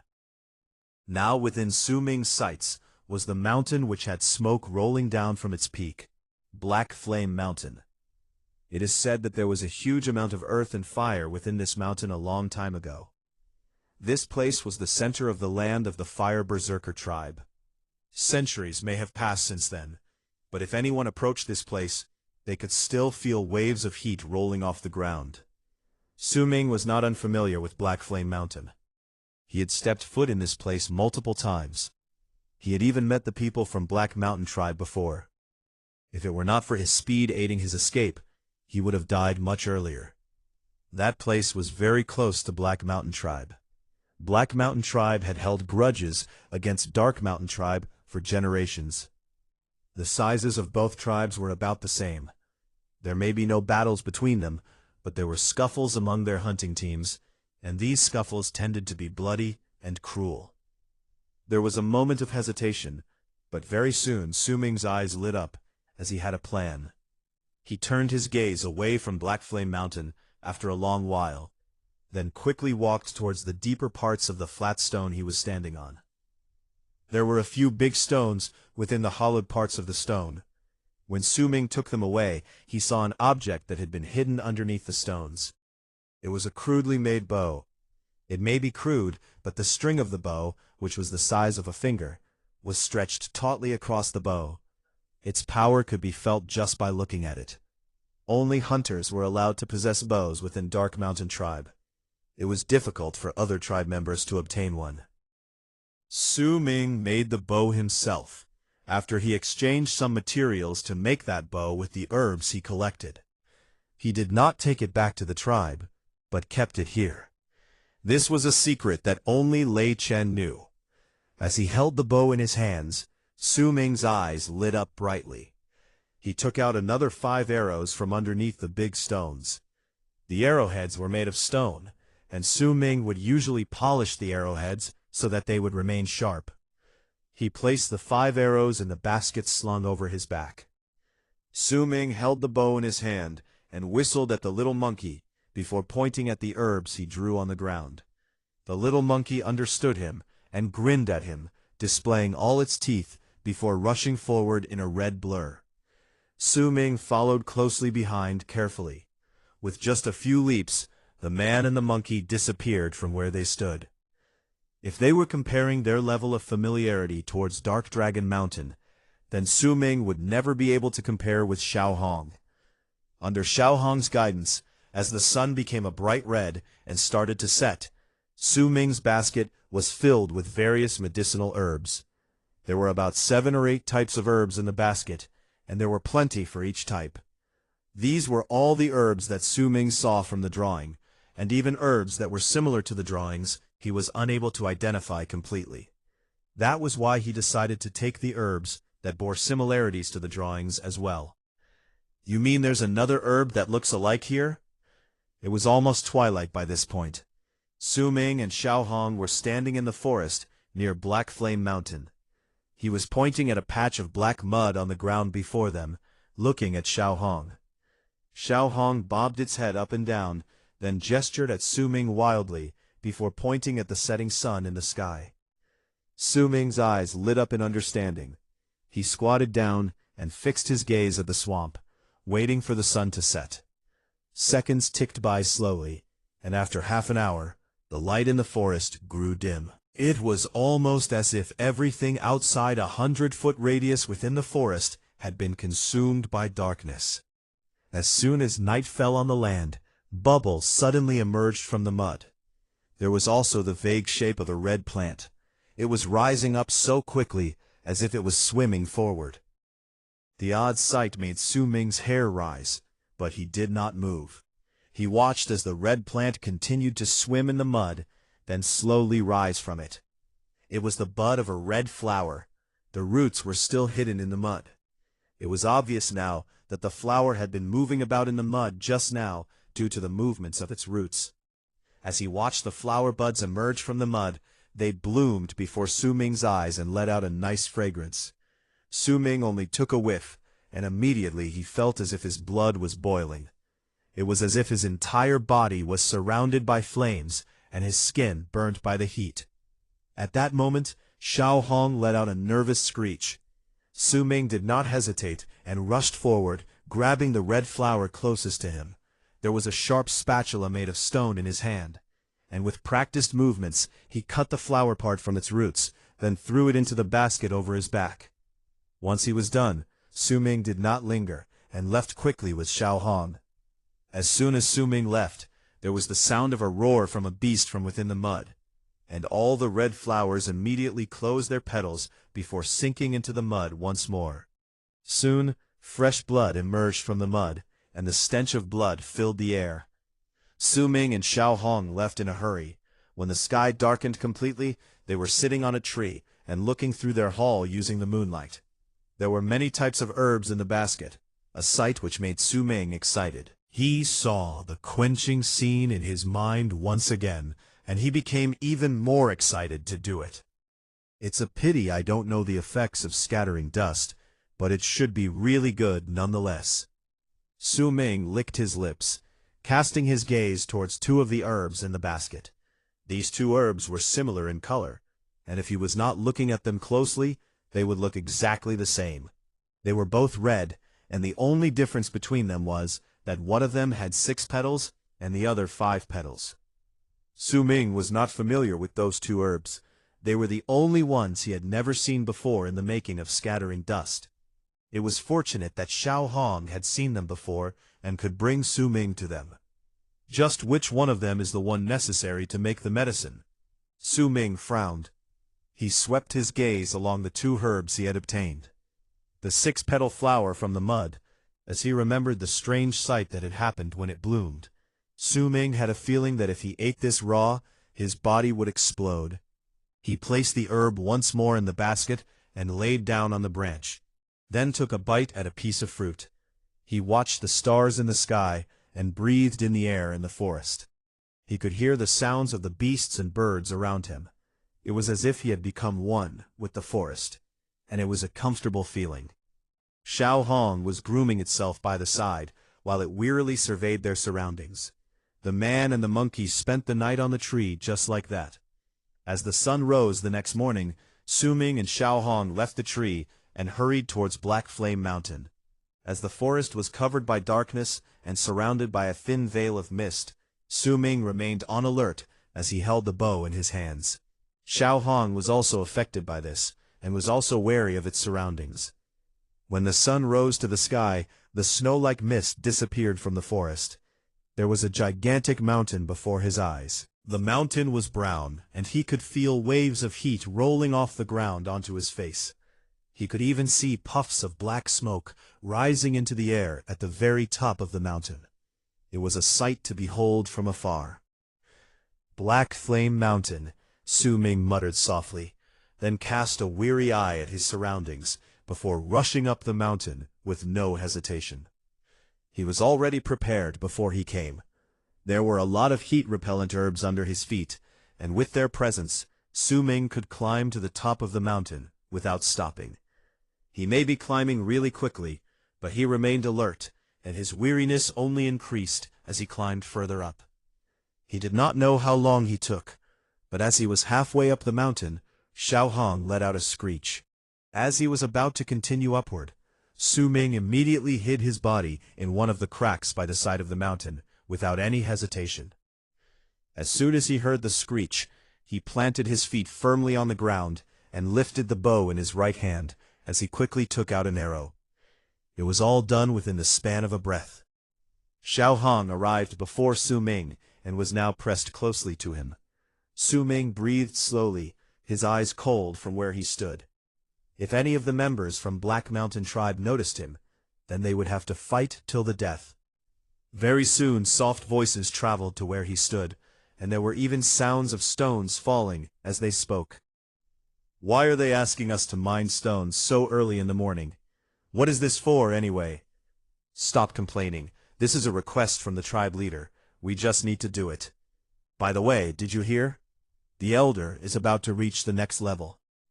I also heard about it from the other tribe members that the elder is different than how he is usually. He's a bit terrifying now. Could the tribe leader be asking us to mine these stones for the elder? The voices became clearer and then gradually faded. Su Ming remained still as he stood pressed against the crack. It was not until the two people had gone further away that he let out a sigh of relief. Black Mountain Tribe's elder is about to reach the next level. I remember the elder once saying that the elder in Black Mountain Tribe was at the 8th level of the blood solidification realm. But he has mastered a fallen art just so that he could go up against our elder. Su Ming narrowed his eyes. He would have to return later to tell his elder about this. He waited for a bit longer to make sure those two had gone far away. Then Su Ming continued scaling the mountain. But at that moment, the little monkey by his side grabbed his shirt. Su Ming immediately turned his head in alarm, but he only saw the monkey's face bright with excitement. Pointing towards the crack they had stayed, there was a small, naturally formed hole over there, and steam was rising from it. Su Ming immediately gave up on climbing the mountain any further and decided to approach the small hole. After careful scrutiny, he took off the basket on his back and brought it into the hole, as he crawled into it with Xiao Hong keeping close to his footsteps. The hole was not big, and Su Ming only managed to get in because he was on the smaller side. If it were any of the other members of the Berserker tribe, they would not have been able to make it in. Chapter 10. Quenching of Herbs. The hole was strange. It was completely even in size. When Su Ming saw the end of the hole some 100 feet later, he started slowing down. He approached the exit carefully. As he looked out, he was momentarily stunned. Then he took a deep breath. This was a fire cave. There were vast amounts of stalactites hanging from the ceiling. The surface of these rocks was dry and cracked, as if they would crumble into pieces at any moment. The ground was black, but there were lines upon lines of red rocks flowing downwards, turning the place brown. The heat was even stronger in here, compared to when they were outside. There was a black skeleton hanging near him. The skeleton was about 80 to 90 feet long, and Su Ming could tell with just one glance that it was the skeleton of a python. On the python's head was a horn about the size of an arm. It was black in color. Su Ming had never seen such a long python before, but he remembered hearing from his elder that there was once a species of pythons in Dark Dragon Mountain. They were fierce creatures, and these pythons all possessed horns on their heads. They were known as horned pythons, and the sharpness of the horn could be given to the tribe as tribute. There was one such horn in Dark Mountain Tribe, and it was treated as the symbol of the tribe leader in the tribe. Could this be the horned python? He looked at the horned python's skeleton, then at the cave he was located in, and an answer formed in his head. In his silence, Su Ming took out one of the herbs from the basket and threw it downwards. As the herb floated downwards and was about to touch the floor, it let out a sizzling sound. About 15 minutes later, it withered.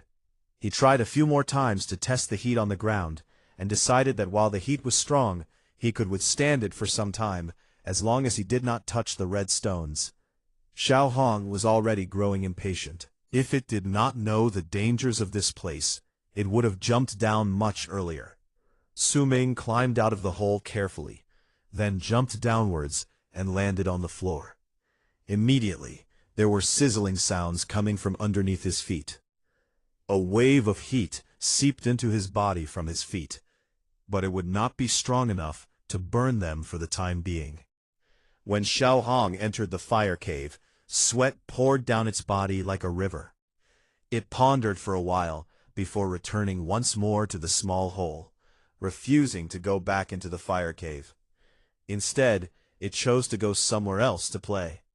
Su Ming did not continue trying to persuade it, but chose to carry the basket on his back and hurry onward. He could tell that this was connected to the inner parts of Black Flame Mountain, and there just might be a suitable place to perform the quenching of herbs later. Not far down the road was an empty space. Su Ming did not know where it was connected to. There were a few potholes on the ground, and the heat was even stronger over there. Su Ming could even feel a scalding heat underneath his feet. He was just about to step on the empty space, after a brief moment of hesitation, when he felt a strong wave of heat bursting forth. Su Ming let out a yelp and immediately retreated, his pupils dilating in fear. He saw a blast of fire the size of an arm rushing forth from one of the potholes, lighting up the cave instantly. Su Ming took in a deep breath and retreated once more, until he reached the mouth of the cave. Then he cast his gaze forward. About half an hour passed before the fire gradually disappeared, but no sooner than it did, another blast of fire emerged from another pothole. As soon as it disappeared, another blast of fire came out once more. It was an endless cycle. Fire. Su Ming stared at the potholes, then his eyes gradually lit up in excitement. There is fire here, but they will appear only once in a while, and it's not a stable source of fire either. Once the excitement faded, Su Ming took a moment to gather his thoughts. No matter. I might be able to reach the deepest parts of the mountain through the peak of the mountain, and I might even find a better place which might be hidden here. If there's any danger, I can leave quickly as well. Very well, this will be my very first place to perform the quenching of herbs. Su Ming's eyes were bright with excitement as he looked around. I have fire now, so the only thing I'm missing now is the barren cauldron. I'll make one myself. Su Ming then cast his gaze on the scattered rocks on the ground. These stones have been here for many years, but have not turned into ashes. They must be able to withstand a great amount of heat, so they should be able to be used for quenching. Su Ming scratched his head, then changed the herbs underneath his feet before jumping down once more. He chose a more suitable-looking piece of stone, then touched the surface after a brief moment of hesitation. It was not too hot, just a bit warm. Once he was certain of using the big stone as a material, Su Ming took out his own spatula. The spatula was extremely sharp, and had been constantly polished by Su Ming himself. As he took up the spatula, he used every ounce of his strength and started cutting into the stone. It was an extremely dull process, but one Su Ming was already used to. There was no hesitation within his movements, but as he was cutting into the stone, a thought suddenly crossed his mind. He looked at the skull of the python, and especially at the horn on its skull. Su Ming went over quickly and looked at the skull for a moment. He gave a light knock at the skull, and when he did, there was a cracking sound, and the entire skeleton immediately turned into ashes. Only the black horn remained unscathed. I knew it. This horn is extraordinary. I was just wondering how the python came to this place. Su Ming picked up the horn and sliced it across the wall to his side. There was a crack following his motion, but the scene did not surprise Su Ming. But why did the horned python climb into this place? Su Ming did not understand, but he still took up the horn and went to the rock and started cutting into it with the help of the horn. After a few hours, a stone stove that was almost similar to the barren cauldron in Su Ming's memories was born. Su Ming even made a lid for it to keep the heat from escaping from within the cauldron. Let's try it out first. Su Ming was excited. He pushed the barren cauldron to the potholes and forced himself to calm down as he waited. After a few hours, after numerous blasts of fire, fire finally emerged from the pothole near Su Ming.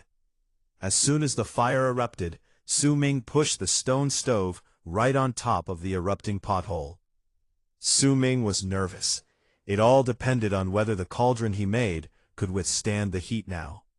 Very soon, the cauldron became red, and heat rolled off from its surface. There were even sizzling sounds, and Su Ming saw the surface of the cauldron cracking multiple times. Su Ming felt his heart still, but when there were no signs of the stone crumbling, he gradually began to relax. 2 hours. There is only 2 hours each time. I don't think it's enough. Su Ming sank into his own thoughts. It can even be said that he was truly spending all his effort to make sure this quenching process would work. Then, how about this? Su Ming took a few steps back. He may have a plan in his head, but he did not dare act recklessly.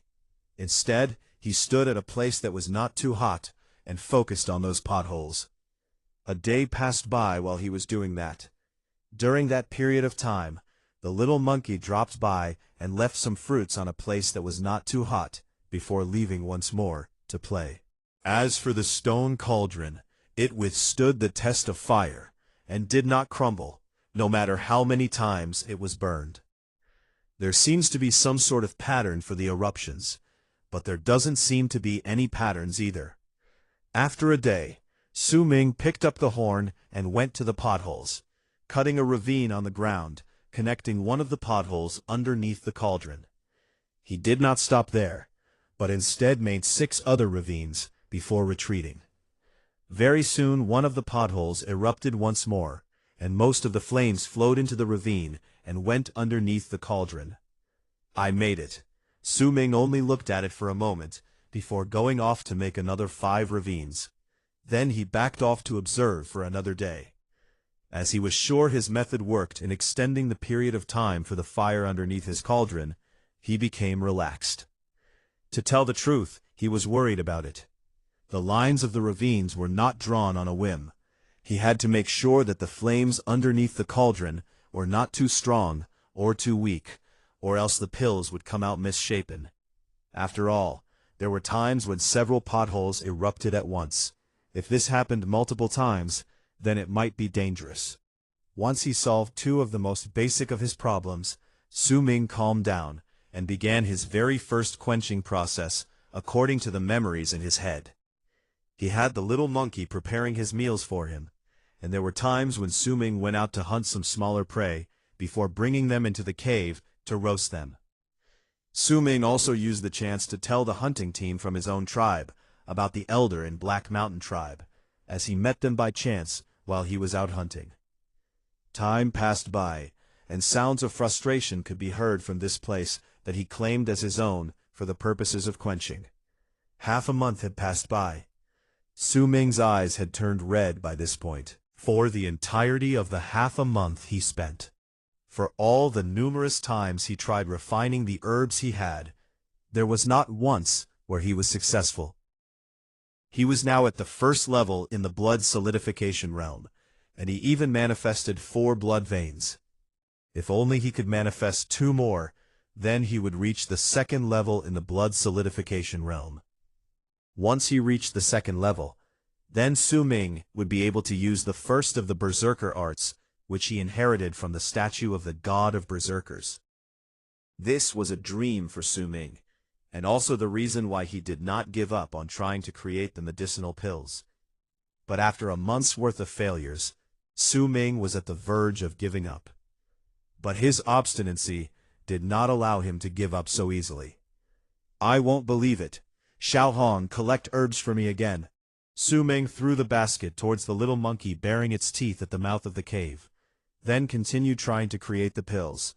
The little monkey caught the basket and grinned before running out. Days passed, but there were only failures upon failures. Another half a month passed by. During this day, as Su Ming stood in front of the cauldron with his hair in a mess, he held 2 herbs in his hands. They were both red in color. One of them had 6 petals, and the other 5 petals. Which one should I use? Su Ming knew he did not have much time to think, so he grit his teeth and made his decision. Chapter 11. Blood Boiling. I might as well try everything. Su Ming grit his teeth and threw the flower with 6 petals into the stone cauldron.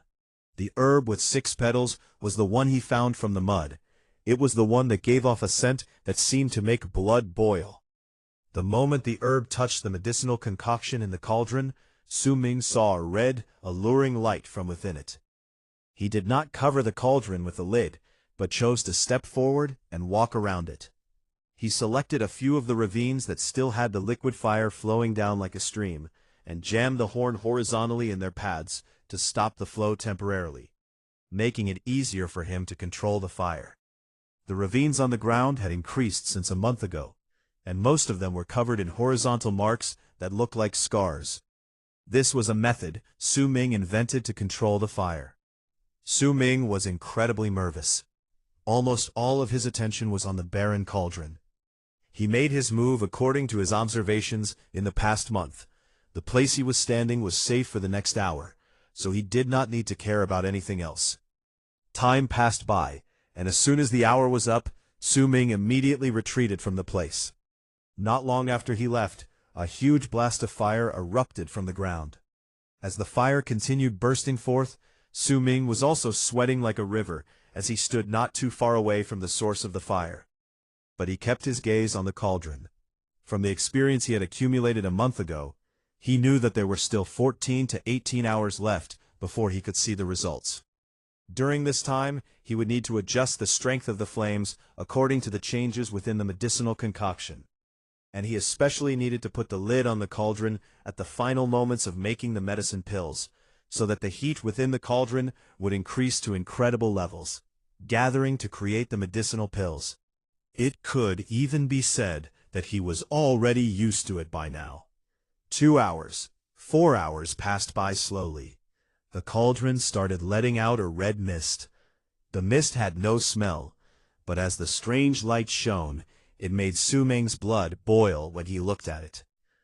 During this time, he adjusted the strength of the fire a few times, and he did so until it turned dark outside. Su Ming's eyes were red and bloodshot. He had used almost the entire day on creating the medicinal pills, and if everything had been working well so far, then there was only one final step left. Through the red mist, Su Ming could see that there was not much liquid left within the cauldron, and it was bubbling inside. When each bubble burst, the red mist would rise from within. It's almost done.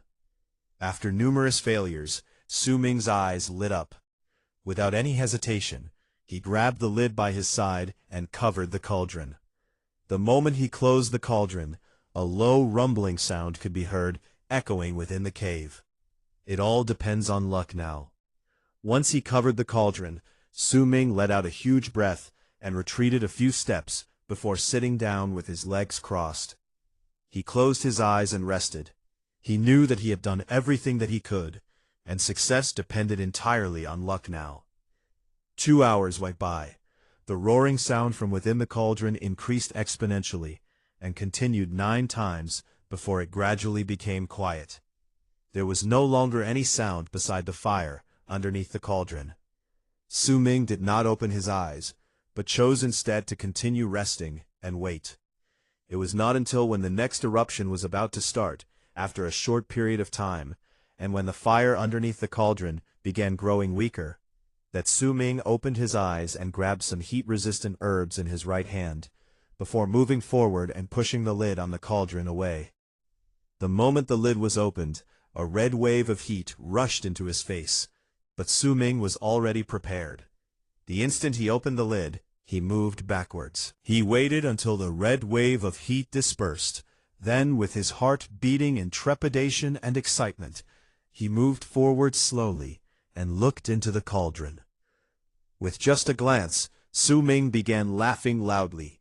Right at the very bottom of the cauldron were 3 red medicinal pills.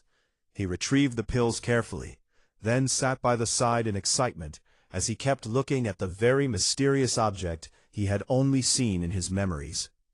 Su Ming loved the little round pills, and he even brought them to his nose to smell them, but instead of a medicinal scent, they emitted a faint stench of blood. The pill was also abnormally fragile. If Su Ming used a bit more strength, the pills would crumble into dust. But Su Ming did not care much about that. 1 month has gone by, and I finally managed to make it once. The more Su Ming looked at it, the happier he was, and as he was about to pop one into his mouth, he hesitated. Su Ming forcefully quelled his excitement. In his mind, he saw the odd scene when he was picking the red herb with 6 petals. If this herb was the key to creating these pills, then he wondered whether the other one can do it as well. Su Ming placed the 3 pills at a safe location, then took out the red herb with 5 petals. There was a moment of silence before Su Ming made up his mind. Once he took note of the time, he closed his eyes and meditated. He started moving the blood in his veins all over his body to recover from fatigue. The little monkey returned at midnight, and as it climbed into the cave, its face was seemingly intoxicated as it sniffed its right claw. It did not bother Su Ming, but chose to lie down in a place that was not too hot. It had already gotten used to this place over the past month. Yet even though it was lying down, it still kept sniffing at its right claw, and the intoxicated look became more visible on its face. It started cackling as it remembered something. It was not until the next morning before Su Ming opened his eyes and moved his body. The fatigue he felt on the previous day was completely gone, with his stamina recovered and his body almost overflowing with it. Su Ming took the herb with 5 petals and continued with the quenching process. After a few days, Su Ming stepped out of the fire cavern. Since he had not left for quite a few days, when he saw the sun, he felt its glare on his eyes. He was already used to the red glare of the fires within the fire cave, and now that he looked once more at the brightness from the sun, he was a little unused to it. As he stood there breathing in fresh air, Su Ming waited for his eyes to adjust to the brightness of the sun, then carefully surveyed his surroundings before climbing down. He was quick as he did so, and he remained alert of his surroundings, with the little monkey keeping watch as well. They did not encounter any dangers, and made it down the mountain safely. They found a river that let out hot steam at the feet of the mountain. Su Ming took off his clothes and soaked himself in the water, feeling the fatigue that had accumulated in his body disappearing. He and Xianxia hurriedly left the river reluctantly. He had much more important things to do. Su Ming and Xianxia traveled with blinding speed in the forest. After covering some distance, Su Ming caught some terrifying-looking beasts in his hands. There were also some in the little monkey's claws. At a slightly more remote corner in the forest, Su Ming took a glance at the 4 tied-up beasts roaring at him, then ignored them and took out 2 small bottles from his bosom. Within the 2 bottles were 2 types of pills. One of them was red and slightly terrifying to look at, while the other was green with a faint medicinal smell traveling to his nostrils. With just a whiff, he felt refreshed. The green pill was the one Su Ming made a few days ago, using the herb with 5 petals. Scattering dust. If I follow my instincts, the green one is scattering dust. Then what on earth is the red pill? Su Ming narrowed his eyes. There were 3 pills each in the bottles. He took one of each out, and looked at the beasts before moving towards them. Once he fed the 2 pills to 2 different beasts, Su Ming retreated a few steps back, and observed them nervously. Even the little monkey was affected by his mood, and grew nervous. He waited for a long time, but there were no changes within the 2 beasts that consumed the pills. They were still hissing and roaring at Su Ming, their faces contorted in rage. Su Ming frowned. He waited for a bit longer, but nothing happened. How could this be? Logically speaking, something must have happened, but at least it's not poisonous. Could it be, this isn't to be consumed, but to be used externally? Once Su Ming got the idea, he took out the horn and went to the other 2 beasts that did not take the medicine, then cut open 2 small wounds on their bodies so that blood flowed out. The little monkey quickly followed behind him to watch. Su Ming then took another 2 pills from the bottle and placed them on their wounds. At that moment something happened. The moment the red pill touched the wound on the creature's body, within just a few seconds, its entire body started trembling furiously, and it turned into a pool of blood. Before the blood could even fall onto the ground, it burst into flames and turned into red mist. The little beast did not even have time to scream. All of this happened in an instant, and it happened so quickly. Su Ming let out a cry of alarm before retreating quickly. The little monkey was also shocked, and let out whimpers of alarm as it retreated hastily.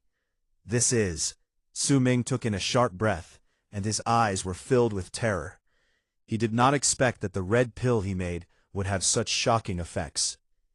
When the red mist disappeared in the air, there was only a pile of purplish-red bones left on the ground. It was a terrifying sight to behold. While the other creatures were very close to the beast just now, they were not affected, but it was clear that they were frightened by it. Su Ming's breathing was erratic and quick. After a long while, he looked at the bottle containing the red pill. There was only one left, but that pill alone was enough to make him think that it was a bloodthirsty item. There are no effects if it was consumed, but if it comes into contact with blood, then death is assured. Since I was the one who made this, then it will be named Scattering Blood. Su Ming murmured. He forced his fears to go away and put away the pill carefully. He had a feeling that this object could very well be used as a weapon in the future. Then this green pill should be the real scattering dust. Just what are its effects, though? Su Ming fell momentarily silent. Then his gaze fell upon the little beast that was still completely fine, even though the pill had melted into its wound. Chapter 12. Su Ming's Wrath. Su Ming thought for a long time, but he still could not figure out the effects of scattering dust. In the memories he obtained, he only acquired the methods to make the pills, not their effects. Su Ming only left the place with the slightest bit of hesitation when the sun was at its highest in the sky. They ran back to the place where he had performed the quenching.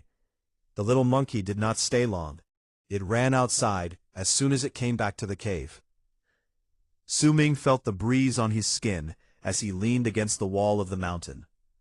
In his hands were the green pills, and he began thinking as he held them. Just what was its use? Neither consuming the pill nor applying it externally worked. He frowned. He finally managed to make the pills, but he could not determine their effects. It made Su Ming feel as if the past month had been a waste. He stared at the pills and made his decision. I'll just have to try it on my own. Let's see what happens once I swallow it. Su Ming was the decisive sort. Once he made a decision, he never hesitated. He quickly placed the scattering dust pill in his hand into his mouth. The pill immediately melted once it touched his tongue. A strong medicinal taste filled his mouth and turned into a strong wave of heat that flowed into all parts of his body. It disappeared soon, however, and Su Ming did not feel much from it. Su Ming was stunned. He sat down hurriedly and meditated, trying to solidify the blood in his veins. However, it was to no avail. It was no different than before. He still felt that there was not enough blood in his body. He pulled at his hair, frustrated. This was the first time he truly felt that he had wasted the past month. Impossible. There must be some other use for it.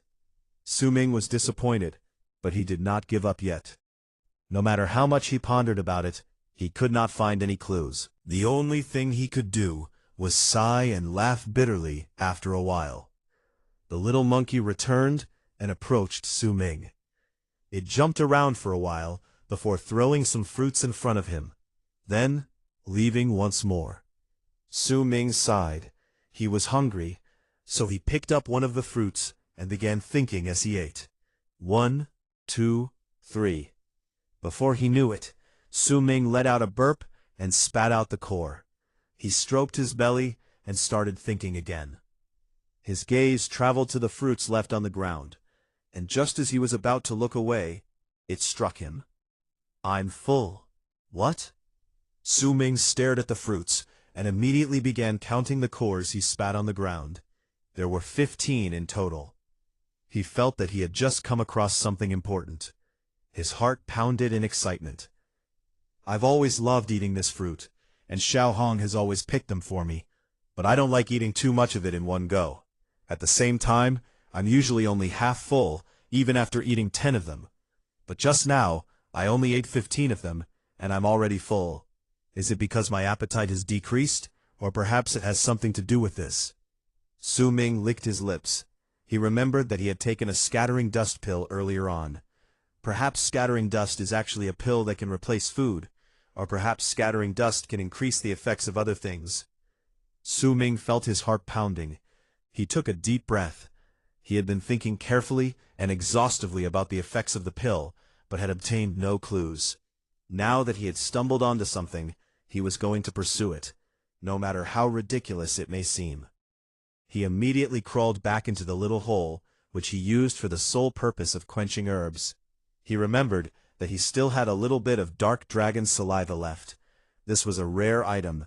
It was impossible to obtain it without rain, and he had been reluctant to drink what little amount he had left. He quickly ventured into the cave. Su Ming took out the bottle that contained the few drops of dark dragon saliva left from the basket. He then swallowed it all, in one gulp, without hesitation. Su Ming was extremely familiar with dark dragon saliva. With just a few drops, he immediately felt the faint traces of coldness from the liquid traveling to all parts of his body before seeping into his blood. The cold sensation brought upon by dark dragon saliva suddenly increased a little, at least by 1-fold. It may not seem much, but Su Ming could really feel it. As the coldness became one with his blood, it felt like his blood started to boil. It caused the 4 manifested blood veins to glow a bloody red as he controlled the flow of blood in his body. After a long while, Su Ming opened his eyes and let out a shaky breath. His eyes were filled with happiness and excitement. I knew it. There are no effects if scattering dust is taken alone, but if taken with other objects, then the effects of those objects will increase. It seems like a simple effect, but it's really quite extraordinary. Su Ming felt his spirits lift up. The process of creating scattering dust was now a huge motivation for him. There were 15 tiny holes on the door, which gave me the methods to create scattering dust. It must be for me to place 15 of these pills in there, but I don't even have enough for myself now. Su Ming fell silent. Then he let out a string of murmurs slowly, after a brief period of hesitation. Once he made up his mind, he immediately went to the barren cauldron and began processing the other herbs with the quenching process. Besides processing the herbs, he also made the little monkey continue searching for the herbs his grandfather would take away in huge bundles. Then, using the method in his tribe, he mashed the herbs and turned them into liquid before drinking it with the help of scattering dust. With the help of the pill, his training speed grew faster. 2 months had passed by. Su Ming many times barely left the cave during those 2 months. The fire cavern had practically become his second home. Since the location could not be easily discovered, Su Ming felt at ease training there. Within those 2 months, he had prepared a lot of scattering dust. With the help of the medicinal concoction, which helped increase his blood rate, he gradually managed to manifest the 5th blood vein on his body. The 6th blood vein, too, had begun appearing vaguely on his body. If this continued, then it would manifest very soon. Winter had already arrived outside. The other mountains were covered by snow, except Black Flame Mountain. Snow would melt before it could even touch the surface due to the heat. Due to this, the mountain was surrounded by a thick layer of fog. It was a strange sight to see from afar. If an outsider saw it for the first time, the mountain would definitely pique his or her interest. Su Ming grew up there, so the strange sights of the mountain were nothing new to him. That day, Su Ming sat down with his legs crossed, and the blood-red glow was incredibly strong within his body. The 5 blood veins crawled all over his body as if they possessed life. It was a shocking sight to behold. As the blood-red glow kept spreading around his body, sweat accumulated all over Su Ming's skin. His body trembled, but his face was filled with determination. This was his 3rd attempt at manifesting the 6th blood vein during the past half a month. Once he managed to do it, he would successfully become a berserker at the 2nd level in the blood solidification realm. More importantly, he would be able to use the very first berserker art. It was one that belonged only to their tribe, an art known as Spirit Devourer. The Spirit Devourer was not a skill that could be used without preparation. Some fresh animal carcasses would be required. By gathering the berserker blood in their bodies, practitioners could sense the spirit of the deceased animal and bring it out to increase their own strength temporarily. Only after they had mastered this particular skill would they be known as a true berserker. They would then be different from the other members of the tribe. They would be much stronger. After a long while, Su Ming's body continued to tremble. The bloody glow surrounding his body gradually disappeared, and the 5 blood veins on his skin also sank into his body once more. The solidification of the 6th blood vein had failed once again. Su Ming let out a deep breath. After a moment of silence, he mixed some medicinal concoction with scattering dust and drank it before continuing with his training. Another month passed by. The entire Dark Dragon Mountain was covered by a thick layer of snow. The fog surrounding Black Flame Mountain had also grown thicker. Even the heat seemed to disappear in the weather. The year's coldest season was about to arrive. However, for Su Ming, this was the most important moment. His diligence in training, coupled with his supply of herbs and scattering dust, increased his training speed exponentially in the blood solidification realm. The 6th blood vein had appeared, and it was at a critical moment of manifestation. The little monkey also refused to go out in winter. Its entire body was red, and that made it extremely eye-catching in the snow. Even if it was not winter, it would have to lay low. It squatted down beside Su Ming and yawned as it watched him. All of a sudden, the little monkey lifted its head. Its eyes were filled with a fierce glare, and its ears twitched. Faint voices traveled into the cavern from the outside. "Yukai, are you sure skystone grows here? We've been searching this place for half a day, and we still can't find any. Are you sure you got the right information?" It was a cold voice, and the little monkey quivered the moment it heard it. "It can't be. I remember seeing shrubs of the plant. That's why I cast a berserker art to hide it. It should have fully matured by now. The other members of the tribe come here often to collect herbs. They shouldn't be able to identify my spells." The voice that answered was sharp. "Then hurry up. If skystone is really here, then I'll be able to break through the 3rd level soon and reach the 4th level. As for you, you should be able to reach the 3rd level. Don't be in such a hurry. It should be here. I can feel the presence of my spell. If you can reach the 4th level, then you will be able to join the Black Mountains hunting team. I heard that the Elder made a new rule that says anyone can keep their own game this time." Their voices were getting closer, and sounded like they were right outside. The little monkey was so nervous, it did not dare to breathe. It could feel that the 2 people outside posed a serious threat. It turned back to look at Su Ming multiple times, but Su Ming still had his eyes shut. His body was trembling slightly, and the bloody glow on his body was becoming stronger. The 6th blood vein seemed to show signs of complete manifestation as well. Yet at that very moment, found it. "Huh? Look, there's a small hole here. It's skystone.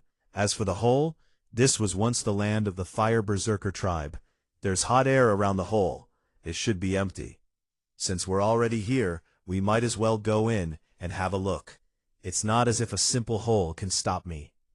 Their voices traveled into the cave, and their words made the little monkey's face grow pale. It gritted its teeth and looked back at Su Ming for a long period of time. Then it bared its teeth and rushed out the little hole. Immediately, sounds of delight could be heard from the outside. "It's a fire ape, and a baby at that. Ha! This must be its refuge from the cold. Catch it. Its blood can help me replenish my blood, and I'll offer its fur to the Elder." Mournful cries could be heard after that, and then the voices gradually disappeared. However, within the cave, Su Ming's face had contorted in anger, and he shook furiously. "You asked for this." Su Ming lifted his head and roared in rage. Chapter 13. Killing Motive. The moment Su Ming lifted his head, his eyes were bloodshot. His entire body glowed madly with a blood-red light, and it lit up the entire fire cavern. His entire body kept trembling as the blood moved around his body. His heart pounded faster and faster, as if it was going to break his chest. It only served to make his face even more twisted. He was at an important moment in his training, so he was unable to stop abruptly. Nonetheless, he knew and clearly heard everything that had happened earlier. He saw with his own eyes the little monkey running out to lure the 2 outsiders away to protect him. Su Ming had never been that mad before. The little monkey was his only friend in the forest over the years. He had come to treat the little one like family. The madness within his eyes caused the veins from Su Ming's body to pop out, matching the blazing sounds that reverberated throughout his body. The 5 blood veins that had manifested on his body were now giving off a piercing glow. Within the red glow was the 6th blood vein, which was on the verge of completely manifesting itself. It looked like it was on the verge of breaking out of its cocoon. "This damn 2nd level," Su Ming roared. He had been gentle in his previous attempts to manifest that blood vein. Even if he was not successful, there were no serious repercussions. However, the little monkey's life was now in danger, and Su Ming grew more anxious with every passing second. He gave everything he had and controlled the blood in his veins, forcing them to move in the way they should as a berserker practitioner. He focused all of his blood towards the 6th blood vein. There was a loud boom, and Su Ming coughed up blood. His entire body trembled as his face turned pale. Such a reckless move was taboo for berserker practitioners. It was important for them to arrive at each new rank smoothly and steadily. They could not march forward recklessly. The booming sound was not as loud to the outside world, but Su Ming felt like the world had crashed in his head. The sound kept echoing itself. Damn it! Su Ming glared at the entrance to the cave. It was as if he could still see the little monkey's helplessness, fear, and resolution. There was no time for hesitation. Su Ming once again controlled the blood in his entire body and attempted to break through for the 2nd time. More blood came out of his mouth and trickled down his chin onto the floor. The 3rd time, 4th time, 5th time. During his 5th attempt, Su Ming coughed out a huge mouthful of blood. His face became completely ashen, but on his face was also a strong intent to kill. With all that blood on his face, Su Ming looked horrifying. He immediately picked himself up, and the moment he stood up, there was a loud bang within his body. The 6th blood vein had completely manifested itself. As the 6th blood vein formed completely, a totally different aura compared to the 1st level of the blood solidification realm erupted from within Su Ming's body. There was no wind, but the aura blew his hair, and the 6th blood vein moved rapidly on his skin, as if it was alive. It was the 2nd level of the blood solidification realm. Without waiting for his body to get used to the 2nd level, Su Ming ran at a speed faster than he previously could. His speed had increased by at least 1-fold. He grabbed the bow and horn by his side, and in a blink of an eye, he disappeared. He quickly crawled out of the small hole. When he arrived outside, it was snowing heavily, and the sun was about to set. It was already dusk.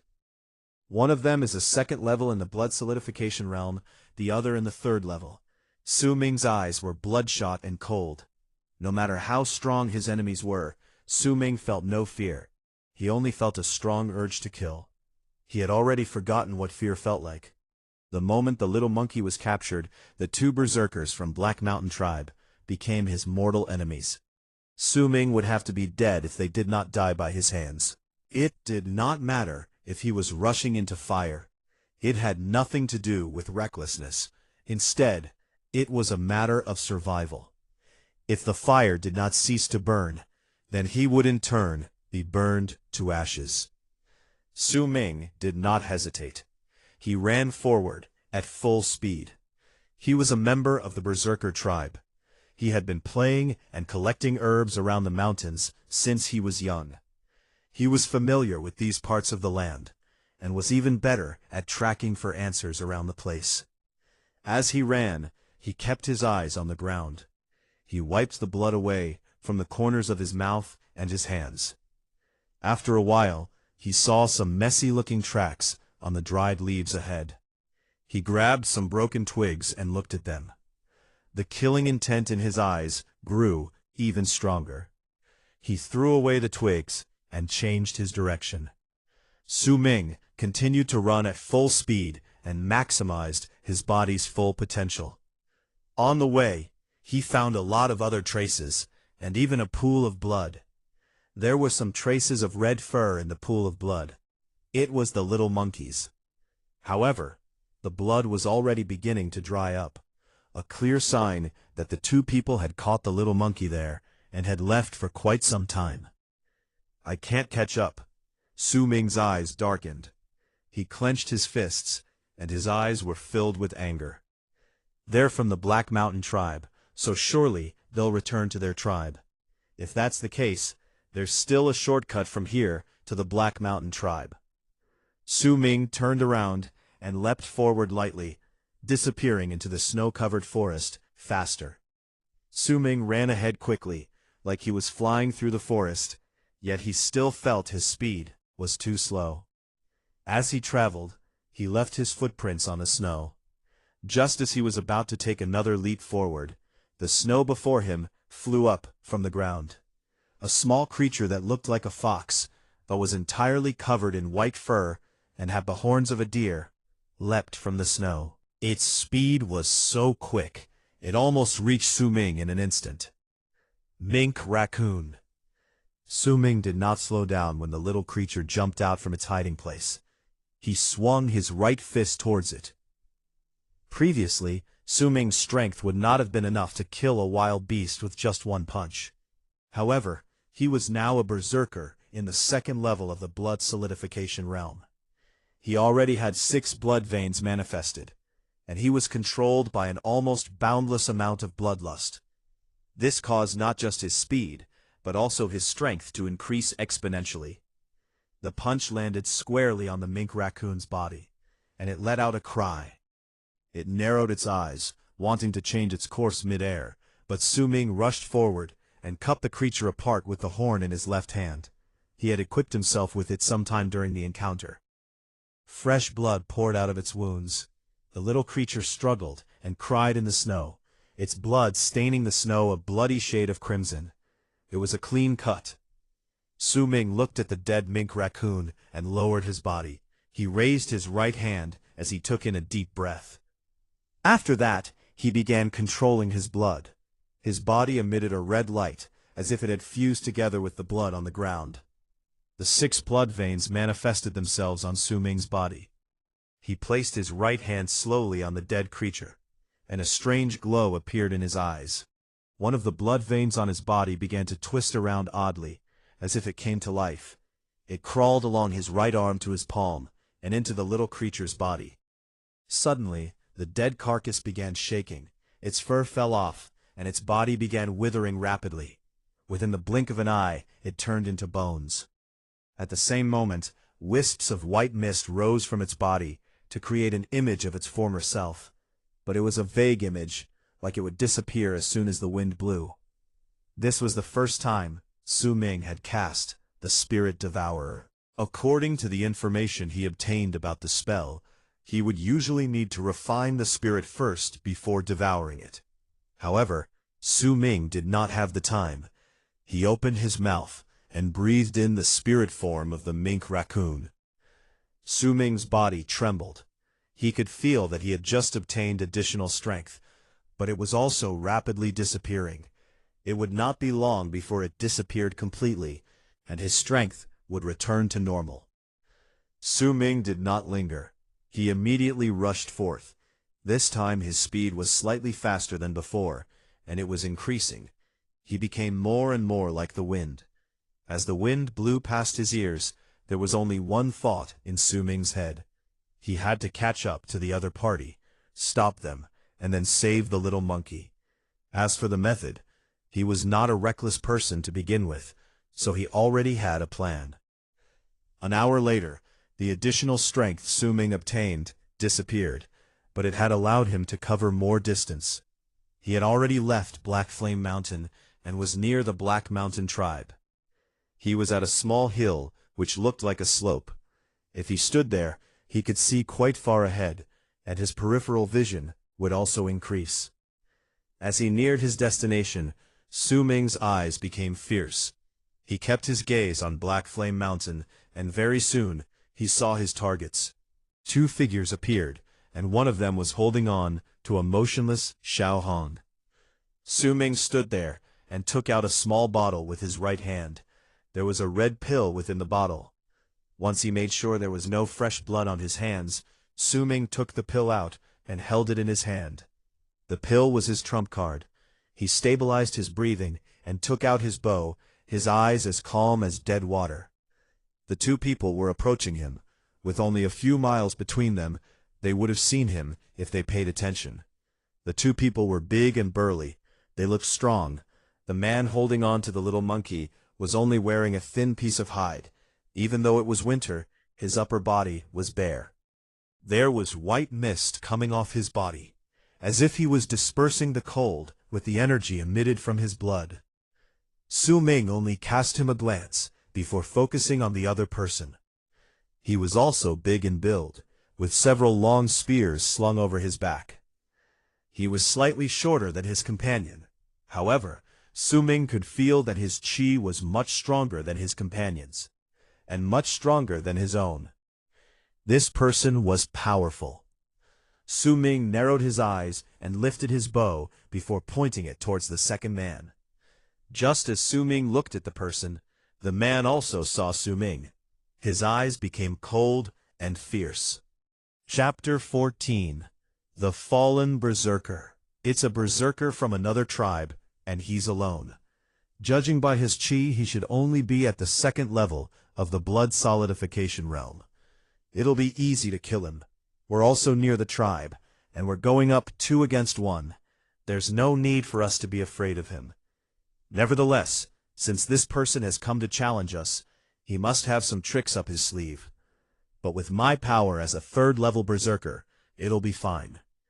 The slightly shorter 3rd-level berserker from the Black Mountain tribe smiled fiercely. He was not at all worried about Su Ming. In his view, the difference between them was too big. Su Ming was also frail-looking, so he did not look as if he posed a threat. More importantly, besides the Windstream tribe, if any of the Black Mountain tribe members saw a person from another tribe wandering around alone, they would definitely kill the person without mercy. There was no room for negotiation. This was a world where the strong preyed on the weak. If Xiao Hong had not ventured out to lure them away, they would have entered the cave, killed Su Ming, and taken his head back to the tribe for rewards. "You Kai, I'll kill him. Wait here." As he spoke, the big man leapt forward like a tiger, closing the gap between him and Su Ming in just a few breaths. Yu Kai, the man holding on to the little monkey, did not object. He knew that if he killed a berserker from another tribe and brought his head back to the tribe, he would receive rewards. However, he did not dare snatch away his companion's achievements. "It's fine. That man is also at the 2nd level like me. If we fight, then we'll be wasting some time. If he goes, then he'll definitely be able to kill him. Maybe I'll even get to share some of his rewards." To Yu Kai, this was a meaningless battle. His eyes were filled with a cruel anticipation, as if he could see what would happen next. He was getting excited by the prospect of spilling blood. The 3rd-level berserker, who was getting nearer to Su Ming, also had a similar thought. He jumped forward and quickly closed the distance. Very soon, there was not even 1,000 feet between them. 800 feet, 700 feet, and then 600 feet. As he got closer, the man saw Su Ming's face clearly. He let out a roar as he grinned fiercely. His roar alone caused the snow around him to quake and toss into the air. They exploded in a loud bang, creating a layer of white mist which blinded their sights. At that moment, the man grabbed a long spear from his back with his right hand. He threw it with all his strength at Su Ming, who was standing more than 600 feet away from him. A sharp and piercing sound sliced through the air. Su Ming felt a sharp and fierce aura coming straight at him. Without thinking, he stepped aside, and a whistling sound whipped by his ear. The long spear flew past and just missed him by a hair's breadth. The man did not approach to check his kill once he threw the spear. Instead, dark wisps of air surrounded his legs, increasing his traveling speed instantly by 12-fold. Very soon, the distance between them was cut down from 600 feet to 300 feet. Die! The man raised his right hand and took out a second spear. Just as he was about to throw it, the mist created by the snow scattered. This allowed some of Su Ming's field of vision to return. As it did, an arrow pierced through the snow and rushed towards the man like a flash of lightning. The man laughed. He raised the spear in his right hand and knocked down the arrow easily with a crash, the arrow breaking into pieces. However, at the same time, whistling sounds whipped through the air again, and another 3 arrows came straight towards him. The arrows were too quick, and the angle at which they traveled made it extremely difficult to dodge. It was becoming problematic for him. It made the man frown, but he still scoffed at them and let out a huge blast of dark air underneath his feet. It quickly surrounded his entire body like mist. As the 3 arrows approached him, they melted into a pool of black water when they touched the black mist. Even so, much of the black mist had dispersed, causing the man's body to be exposed. "You're only at the 2nd level of the blood solidification realm, and you dare oppose me?" The man took a leap, and the distance between them had shortened again, and this time to 200 feet. Su Ming's face was pale, but he held his ground. There were no traces of anxiety within his eyes, just the same chilling calmness. He took out a few more arrows and fired them rapidly at the man. Once, twice, thrice, and with incredible speed, he fired 5 arrows in succession.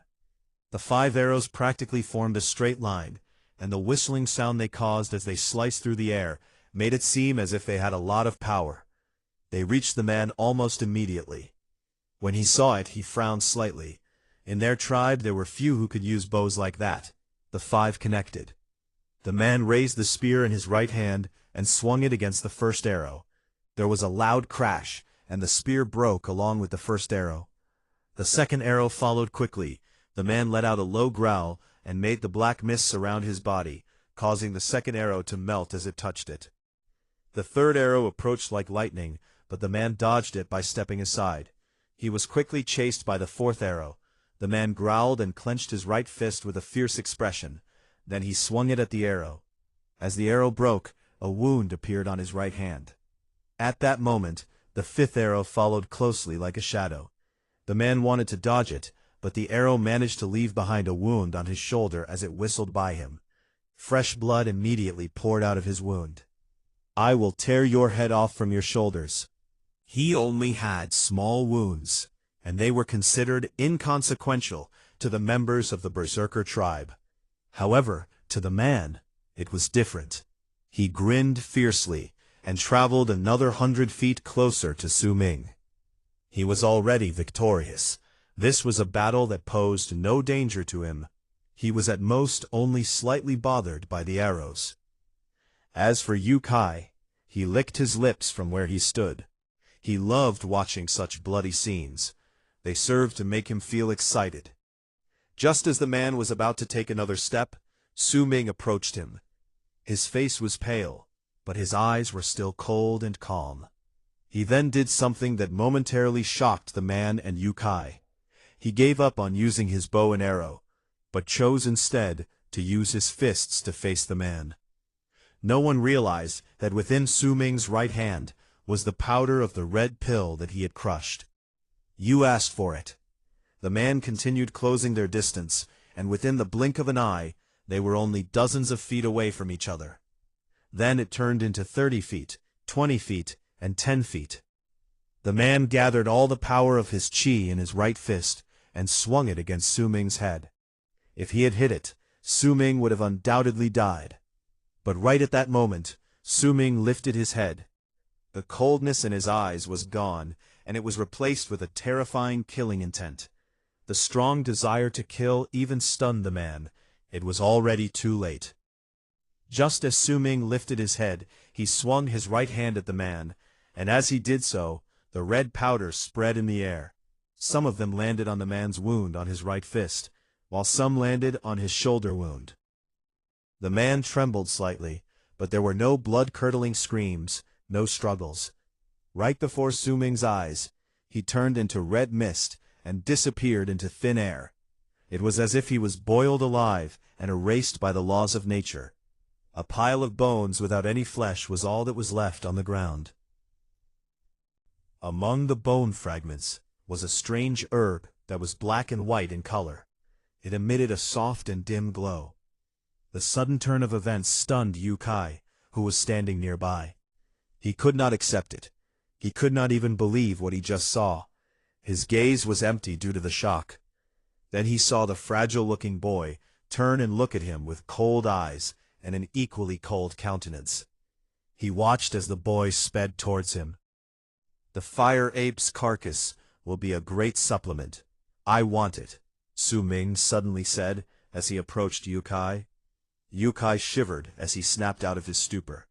He found that he was drenched in cold sweat. Su Ming's words also made him realize that he had forgotten to use the monkey as a hostage. He concluded that Su Ming came just to snatch the monkey away. The moment the idea struck him, he immediately escaped. He still could not fathom how and why his companion died. The chilling sight of his death made him so terrified he could not accept it. "You're fallen. You're a fallen berserker," Yu Kai screeched as his face turned pale. He was completely overcome by terror. He could not accept it. He was so terrified that his legs were shaking. He did not dare to face Su Ming and thus used up every ounce of his strength to escape. Su Ming was blocking the way back to the Black Mountain tribe, so Yu Kai could not go back. He could only run towards Black Flame Mountain. Su Ming was about to give chase when he was suddenly hit by a wave of dizziness. He felt like he was completely drained. He shook his head and forced himself to concentrate. He cast a glance at the pile of bones on the ground. This was the first time he had killed someone, but it was not the time for hesitation. He had no choice but to give chase. He quickly cleaned up the place and picked up whatever usable arrows were left. After that, he took away the strange-looking herb from the pile of bones. Su Ming gazed at the direction Yu Kai ran off to, and his eyes filled with killing intent once more. "Xiao Hong is still in his hands.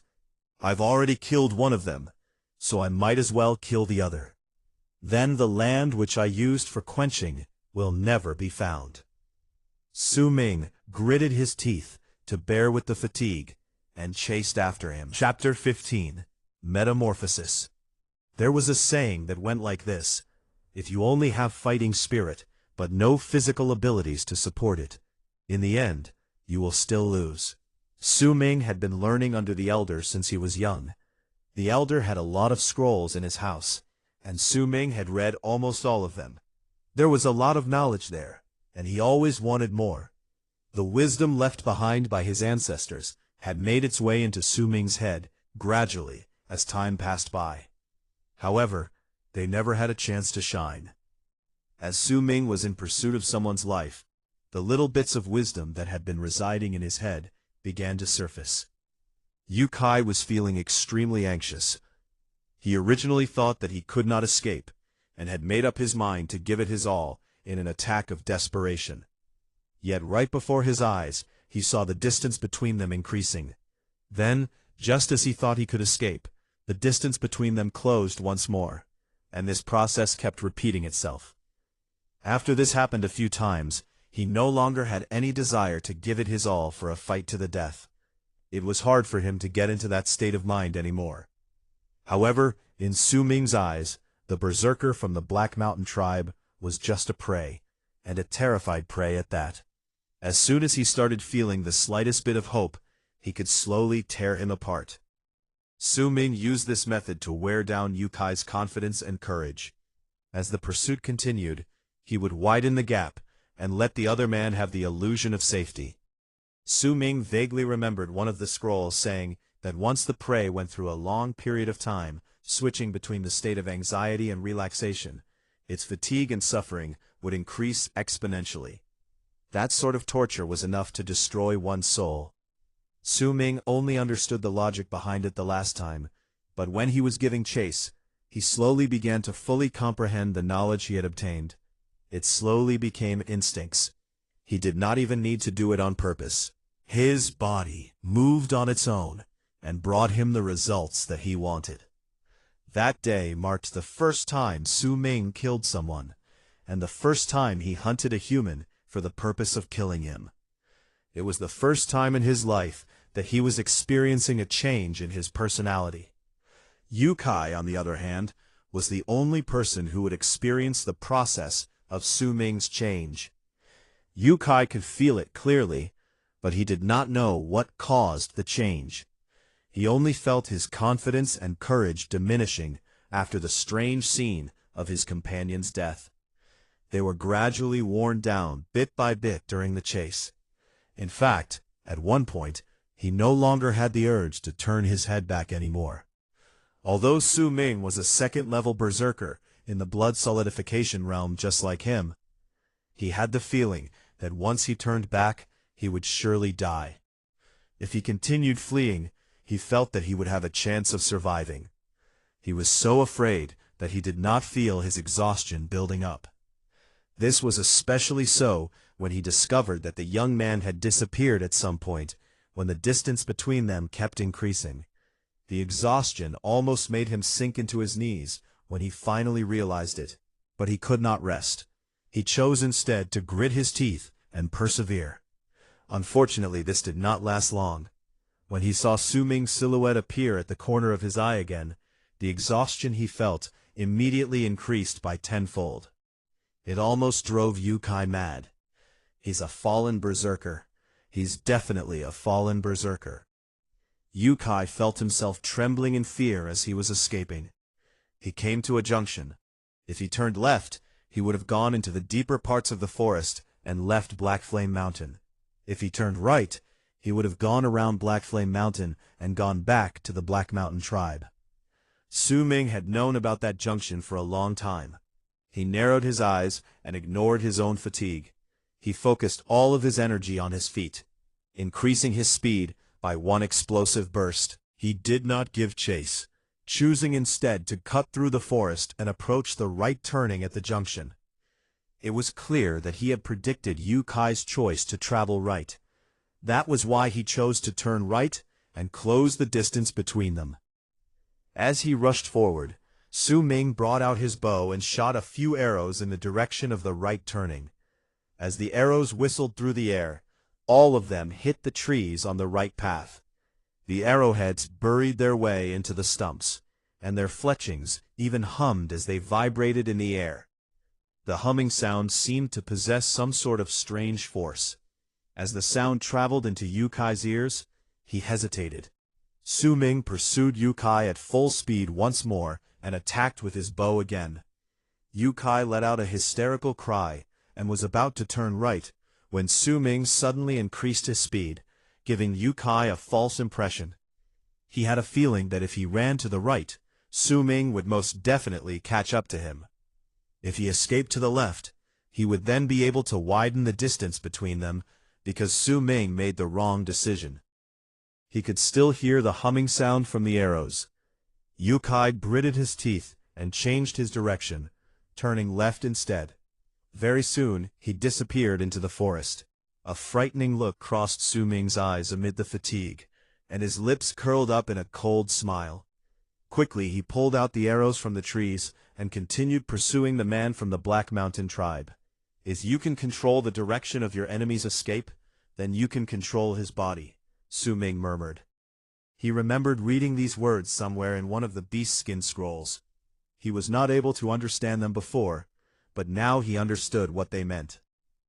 As he gave chase, time passed by slowly. Very soon, night came, and the moon rose up high in the sky. As the moonlight touched the snow on the ground, it reflected a white light, which illuminated the forest in a silvery gleam. Even though it was nighttime during the chase, Su Ming had already changed Yu Kai's course of escape 3 times, gradually controlling the other man's body to run in the direction he wanted. He touched the unconscious little monkey lying against his bosom, a gentle expression appearing in his tired and bloodshot eyes. Yu Kai had thrown the little monkey away in the opposite direction during the first time Su Ming forced him to change his course. However, because of that, the distance between them increased. Throwing away the little monkey had worked out for Yu Kai. Su Ming immediately ran towards the little monkey, causing Yu Kai to let out a sigh of relief, and his speed increased in spite of that. It did not last long. Soon after, Yukai noticed arrows upon arrows whistling by his side, all coming from behind. This again almost drove Yukai mad. The stars in the sky shone brightly, like eyes that were looking at the chase in the forest. Yukai was already exhausted, his footsteps faltered. But what he felt physically was inconsequential.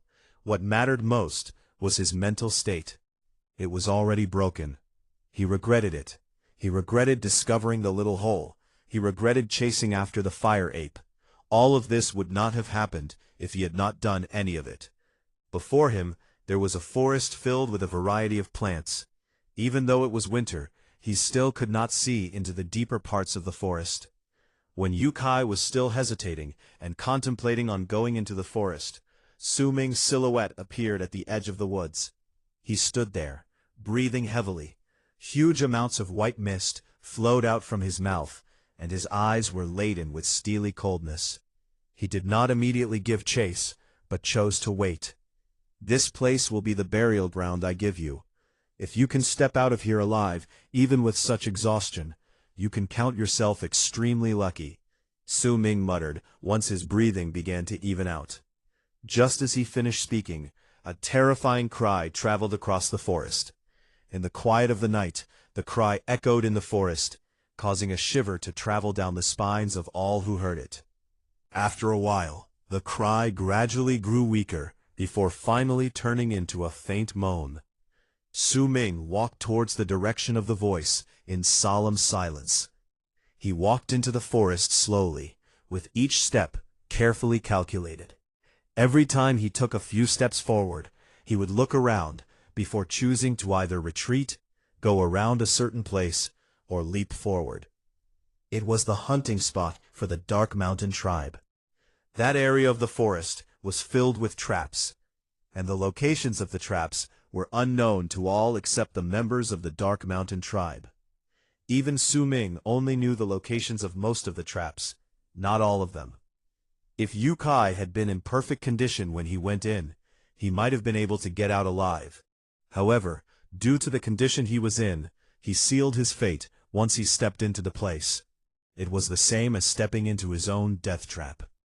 Su Ming walked forward carefully. The moans gradually became weaker as they traveled to his ears. Su Ming walked forward slowly. He saw that Yukai was impaled to a tree by a line of sharpened and thick wooden spikes, the size of adult men. His entire body was drenched in his own blood, but he was not dead yet. He was still shivering and moaning weakly. Su Ming stepped forward quietly, and once he was by Yukai's side, he looked at him. After a long while, he took out his horn and sliced Yukai's throat.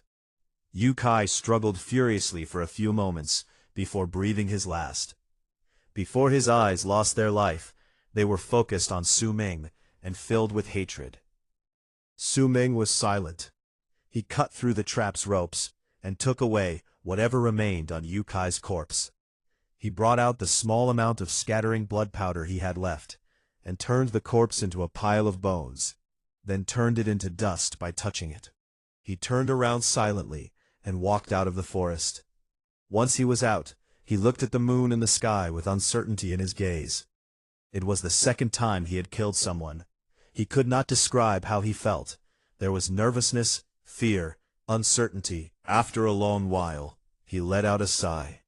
The Black Mountain tribe is from the same denomination as the Dark Mountain tribe, but after so many years, they had turned into mortal enemies. If one of the tribes became stronger, the other would have been faced with the threat of being massacred. All of the men would have been killed, and the women would have been taken away to help with the reproduction of the tribe. It was a good thing that this had not happened for many years.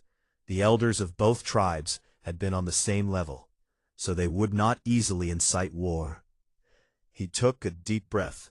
Fatigue took over Su Ming's entire body. He gritted his teeth and dragged his exhausted body far, far away. When dawn arrived and the sun rose, Su Ming returned to the place he used for the quenching of herbs in Black Flame Mountain. His face was a sickly yellow. He crawled into the cave, and once he was inside, he fell to the side and fainted. Chapter 16. Elder. Brother, brother, can you hear me? In his dreams, he heard that familiar sad and lonely voice once more, as it echoed in his head. The voice remained in his head for a long time. His unconscious body trembled lightly, as if he was struggling. Brother, I'm waiting for you. As the calls grew stronger, Su Ming was jolted awake from his sleep. His gaze was unfocused as he stared at the wall before him and let his mind wander. His thoughts were interrupted by excited screeches. He turned his head and saw Xiaohong pouncing on him happily. Then it started climbing all over his body. Xiaohong had woken up much earlier. It was only in a state of unconsciousness before and was not heavily injured. Once it woke up, it kept its gaze focused on Su Ming, waiting anxiously for him to wake up. When Su Ming woke up, it was out of its mind with joy. Su Ming smiled as he looked at the little monkey, but his smile was laced with uncertainty. It was the second time that he had the dream. He took a deep breath. Su Ming shook his head, forcing himself not to think about the strange dream anymore.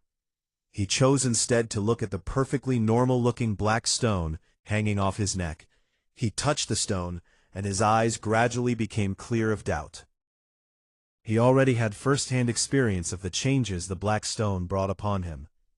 The creation of scattering dust had increased his training speed by leaps and bounds. The red pill was also created by accident, allowing Su Ming to obtain complete control and gain the upper hand in a battle between life and death. I'll still need to create more pills. I saw a door at that strange place, but there were 15 small holes on the door. I did not have enough pills last time. That's why I was hesitating. But now I really want to know just what will happen to the door once I put in 15 scattering dusts. Su Ming muttered lowly under his breath. I'll need to make more scattering blood. These pills will be my trump card. Also, I'll need to go back to the tribe. I haven't gone back for quite some time. The elder has been stuck at the 9th level for many years as well. Perhaps scattering dust can help. Su Ming stood up and moved his limbs. Most of the fatigue in his body was gone by then. He concentrated on making the pills again, and continued with the refinement of the blood in his veins. There were some parts of his body that felt a bit sluggish as blood tried to circulate through them. It was not as smooth as before, and Su Ming believed that it was a wound left behind when he tried to break through the first level of the blood solidification realm. He would not be able to heal the wound within a short period of time. Within the same month, Su Ming ventured out of the cave a few times. He also had the little monkey help him collect herbs. Su Ming even went out specially to pick 2 of the red herbs required for scattering blood. He wanted to pick more, but sensing danger he decided not to be greedy. Using the vast amounts of herbs he collected, Su Ming began refining his qi in his blood, while also using the herbs to create the medicinal pills he wanted. The past month, the muffled sounds of pills being created echoed throughout the cave. It was a month later, and the sky was still dark, with only faint traces of light. Su Ming gave the little monkey a few instructions and left the mountain alone. Then he disappeared into the forest. Su Ming, who had arrived at the 2nd level of the blood solidification realm, traveled quickly within the forest. He ran across the icy plains like a flash of light. Before noon, he had already left the forest and was outside the dark mountain tribe's settlement. As he looked at the settlement, a smile appeared across his face. I haven't been back for quite some time. Su Ming walked towards it. Everything was normal. Many children were playing around, and some of the tribe members were sparring against each other. Su Ming's return attracted some of the tribe members' attention. He had been gone for a long time after all. They came out and greeted him with smiles on their faces. Su Ming, you're finally back. Where did you go? Su Ming stroked a child's head, and just as he was about to leave to the elder's house, an excited voice rang out from behind him. He turned around and looked. The person who spoke was a big and well-built man, but he had a slight baby face. It was a clear sign that he was still young. That person was Lei Chen. What? Su Ming glanced at Lei Chen and could feel that the qi in his body had grown much stronger. The aura he felt from Lei Chen was actually quite similar to the berserker he killed using scattering blood. "You almost broke through the 4th level of the blood solidification realm?" Su Ming asked, surprised. Lei Chen grinned widely and walked up to Su Ming's side to speak softly to him. "I have a feeling I'll reach the next level soon. The elder said the berserker blood within my body is quite pure. If this continues, someday I will be able to reach the elder's level." As Lei Chen spoke, his eyes shone with excitement. Soon after he began to look at Su Ming carefully, and he was stunned. Then he widened his eyes in disbelief. Just as he was about to speak, "Come to my place tonight. We'll talk later. Let me go see the elder first." Su Ming knew what Lei Chen was about to say. He gave him a faint smile and went to the elder's house. As he watched Su Ming's back, Lei Chen was speechless.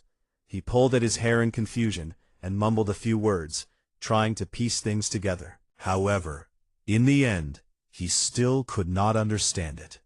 He still remembered to go to Su Ming's place later that night, though. As he approached the elder's house, Su Ming slowed down. There were slight signs of anxiety and fear in his eyes. Su Ming respected the elder for taking care of him since he was young. To him, the elder was just like his grandfather, and their relationship could not be described with words.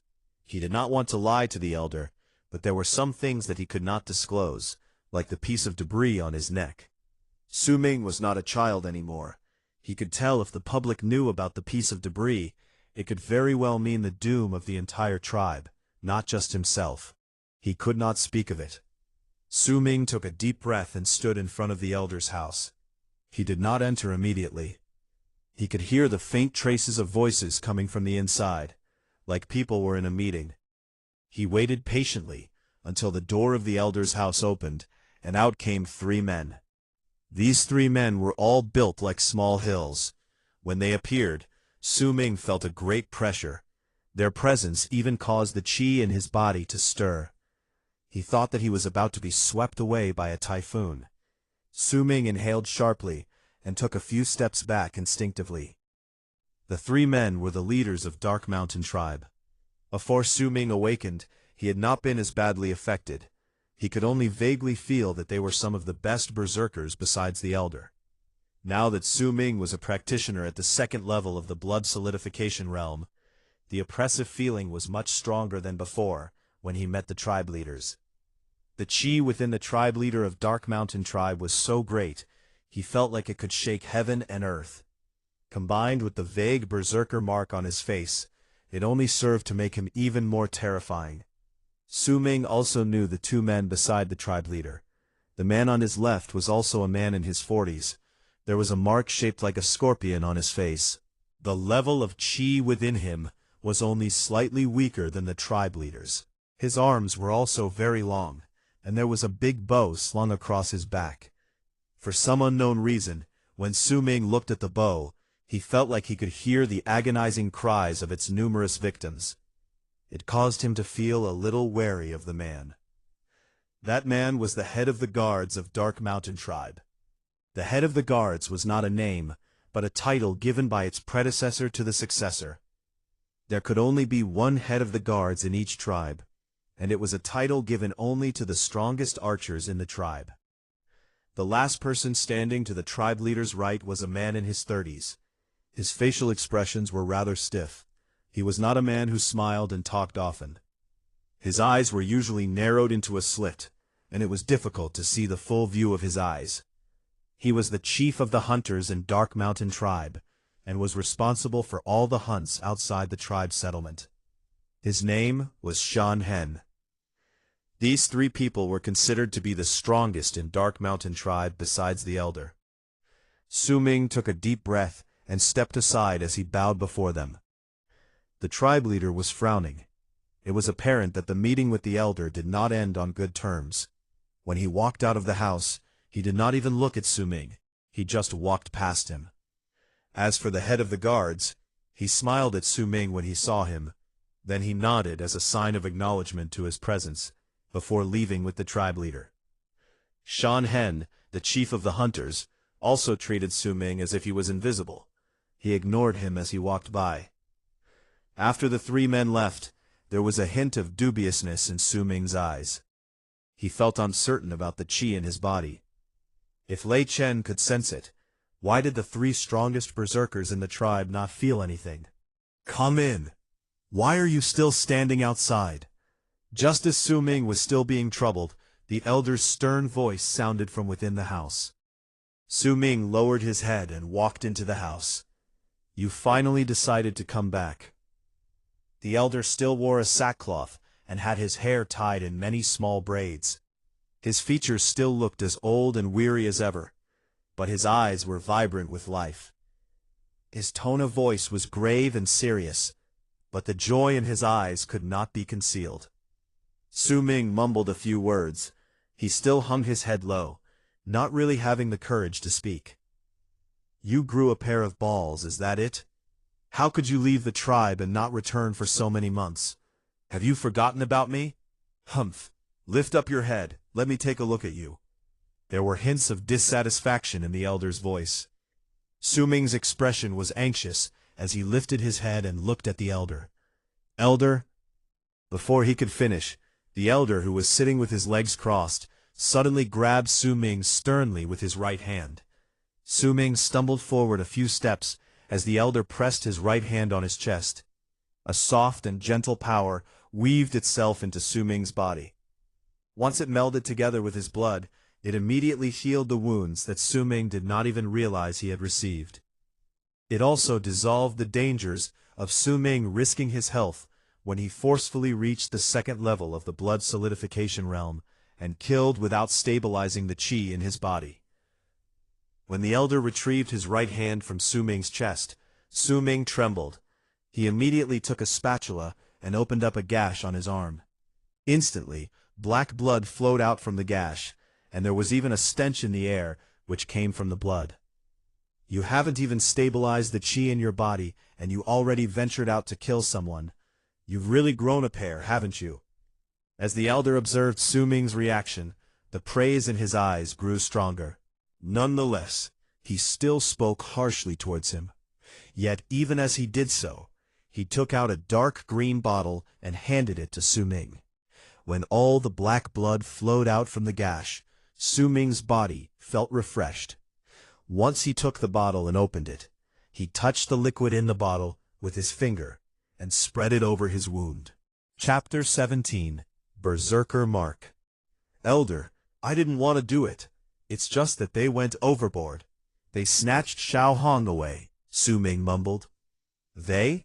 The elder was stunned. One of them was a berserker at the second level of the blood solidification realm, and the other was a berserker at the third level. Su Ming placed the cork back on the bottle, then put the bottle on the table beside him. "Black Mountain Tribe. How did you manage to escape?" The elder narrowed his eyes, a cold and steely look settling in his eyes. "I didn't escape. They died." Su Ming lifted his head and looked at the elder. The elder was stunned but was also visibly moved. After falling silent momentarily, he decided not to ask Su Ming about the details. Su Ming was like his own child. He took care of him as he grew up, and he knew of his character. "You met them at Black Flame Mountain, right? The information you gave us last time was really useful. You should have been rewarded for that. But because you hid the fact that you've become a berserker, that reward is cancelled. Now that you're a berserker, stay. I will tell you about some of my experiences training in the ways of the berserker. I'll also guide you through the blood veins in your body." The elder looked at Su Ming and smiled. "Elder?" Su Ming scratched his head sheepishly.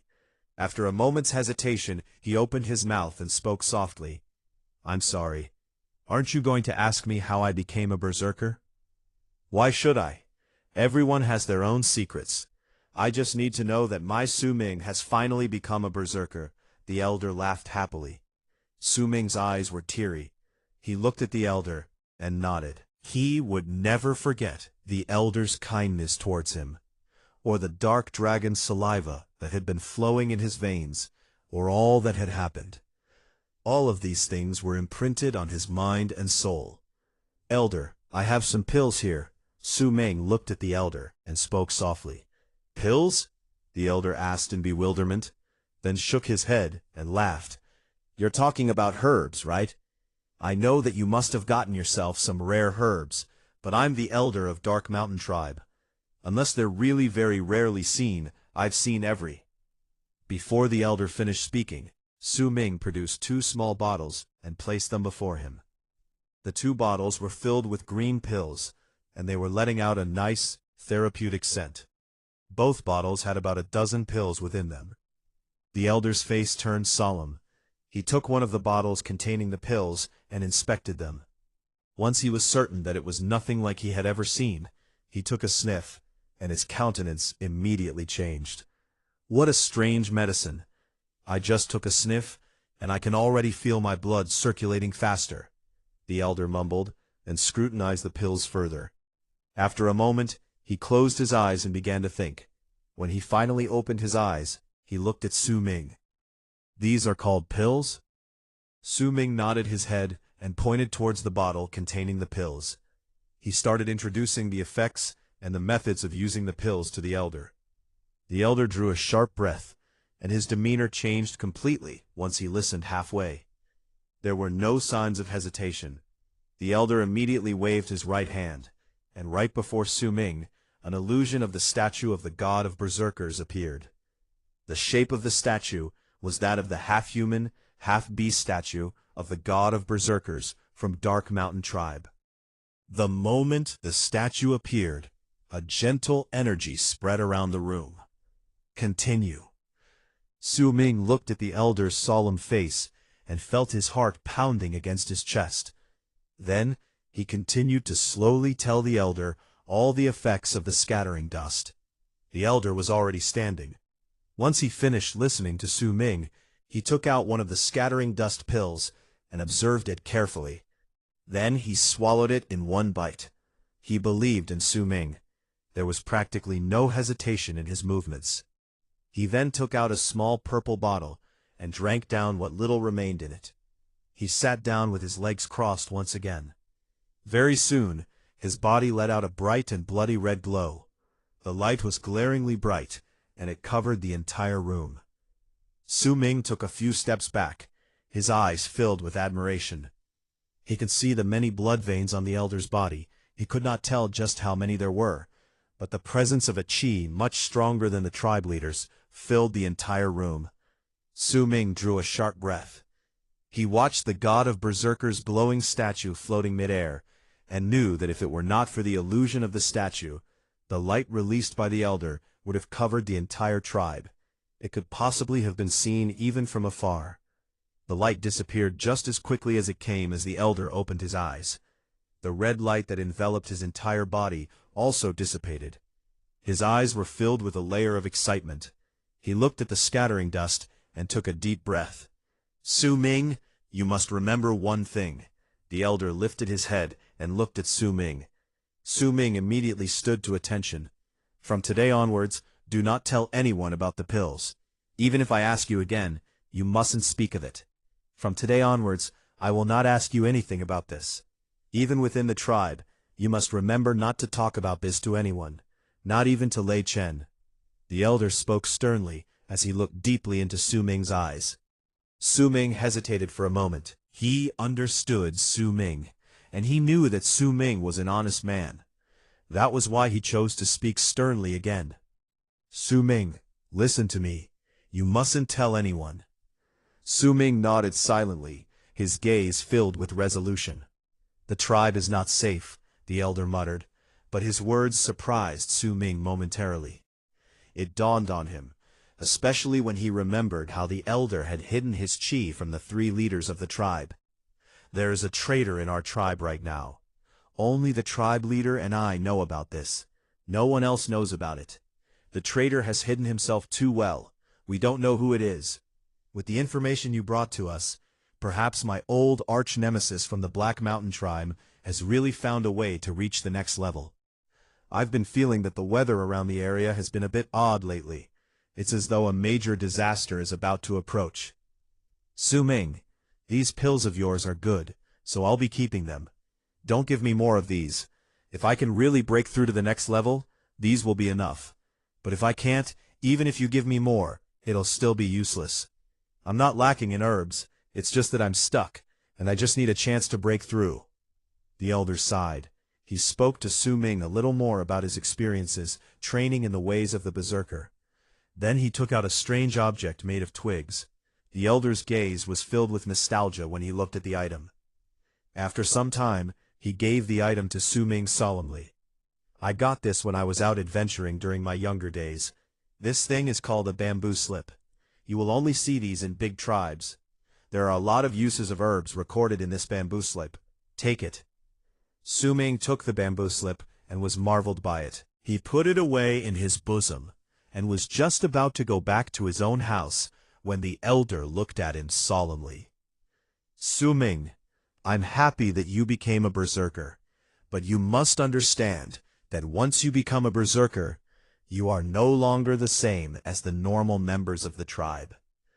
The road to become a practitioner of the ways of the berserker is extremely difficult.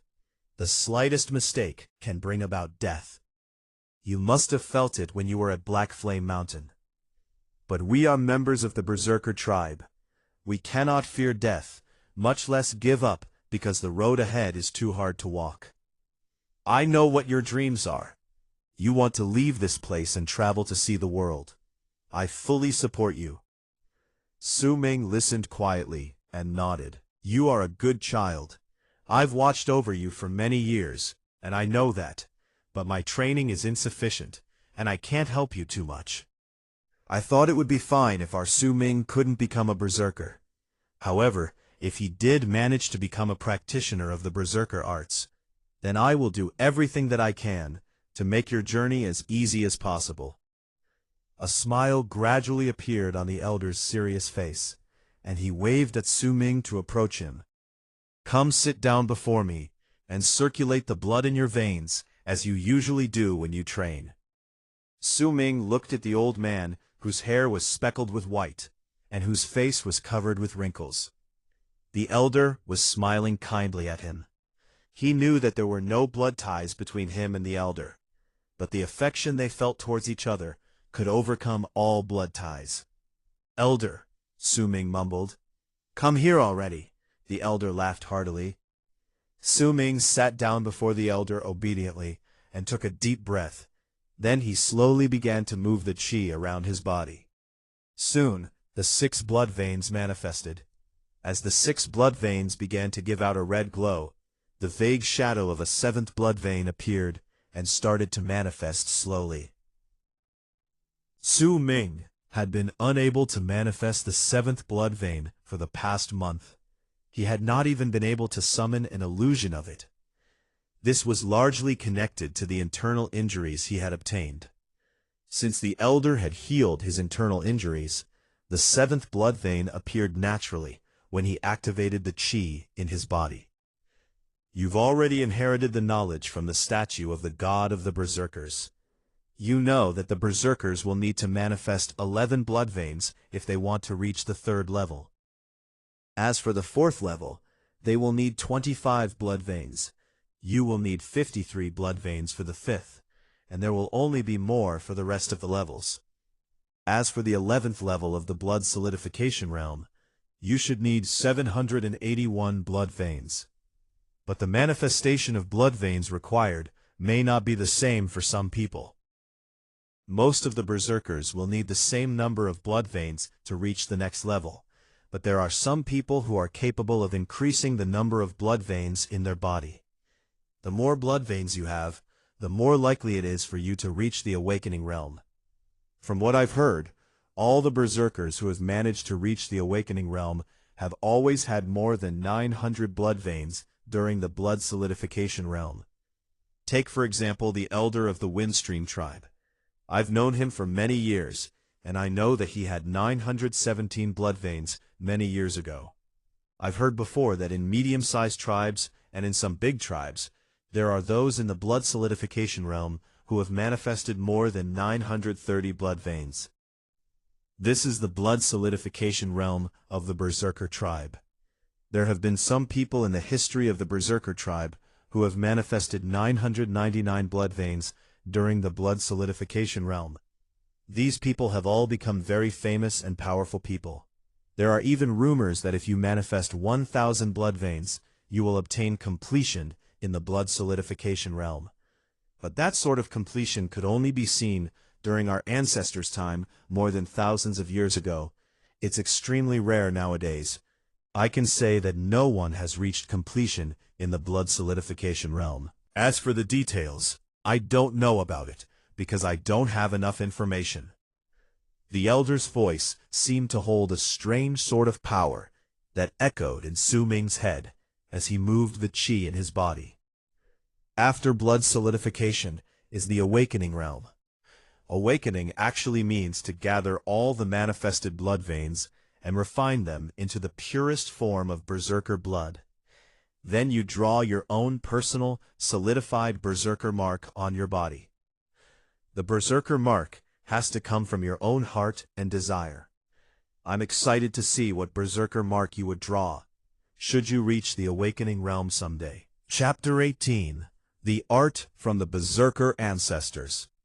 Su Ming, these are the things that you did not inherit from the statue of the god of berserkers, but they are things that all berserkers must know and remember. I might not be able to reach the awakening realm in my life. The elder in Windstream tribe was not as powerful as I was before he was 20.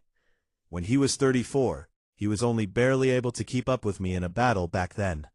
There wasn't anyone who didn't know who I was in all the tribes around the area. The elder spoke slowly, and his face flushed. There was even a hint of pride in his eyes. However, the radiance from his pride was dimmed by something, like it was sealed in a box and covered by a layer of dust. At that time, I had already arrived at the 9th level of the blood solidification realm. The elder sighed as he mumbled bitterly. He spoke as he reminisced about the past, and the sadness in his eyes grew. Su Ming, you must remember, there will always be people who are stronger and more powerful than you. You must never be arrogant. The elder shook his head, as if he did not want to talk about his past any longer. I've ventured out of the tribe 3 times in my life, and I've experienced a lot of things. I may have lost just as much, but I learned a berserker art. This isn't a berserker art that Windstream tribe will ever learn. It is also difficult to find this in slightly bigger or medium-sized tribes. This is an art left behind by our berserker ancestors that can only be learned in big tribes. This is the true berserker's awakening art. You can only use it once in your life, and it is an art used to bless a chosen descendant. The elder narrowed his eyes in concentration and lifted his right hand. Almost immediately, his entire palm was filled with blood, and he pressed his palm slowly on Su Ming's forehead. Su Ming, this is the first and only time I will cast the awakening art, and I will cast it on you. This is my blessing for you. I hope you will one day fulfill my dreams and reach the awakening realm for the Dark Mountain tribe. Again, activate the qi in your body and absorb the berserker blood I've trained for the past 80 years. The elder's entire body glowed a bloody red. That color was especially prominent in his right hand, and it looked as if blood was about to fall off his hand. A huge number of blood veins also manifested on his body. Just by looking at it, Su Ming could tell that there were approximately 700 blood veins. This was the elder's true power, a manifestation of more than 700 blood veins. Due to this, he was able to fight a berserker at the 10th level, despite being only at the 9th level of the blood solidification realm. Su Ming trembled as he circulated the qi around his body. A gigantic wave of heat that seemed to be endless flowed from his forehead into his entire body. It caused the flow of qi to increase drastically. A huge amount of black substance flowed out of Su Ming's pores, and he felt his body slowly becoming free of blockage. With each breath he took, his entire body felt like it simultaneously took in a huge amount of the air around him. Cracking sounds rang through the air. Su Ming's body no longer shivered, but his face was flushed red, as though he had just eaten a very good supplement. Even the blood veins in his body began to change. The seventh blood vein that was only an illusion earlier had already manifested. Once it did, the eighth blood vein followed suit and manifested as well.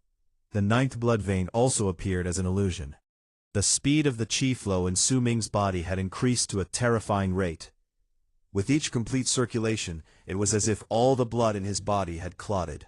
He even had the false impression that his blood had turned into a sticky substance. This is the true meaning of the blood solidification realm. You must solidify and refine your own blood, and transform it into berserker blood. When he was training in the past, he would always feel that he had insufficient blood not long into his session. At that moment, however, the feeling was gone. As endless heat traveled into his body from his forehead, he even had the impression that the thought of not having enough blood was just an illusion. The elder, who was enveloped by a bloody glow, looked like he had turned into a giant red ball of light. Su Ming himself was also a bloody red ball of light.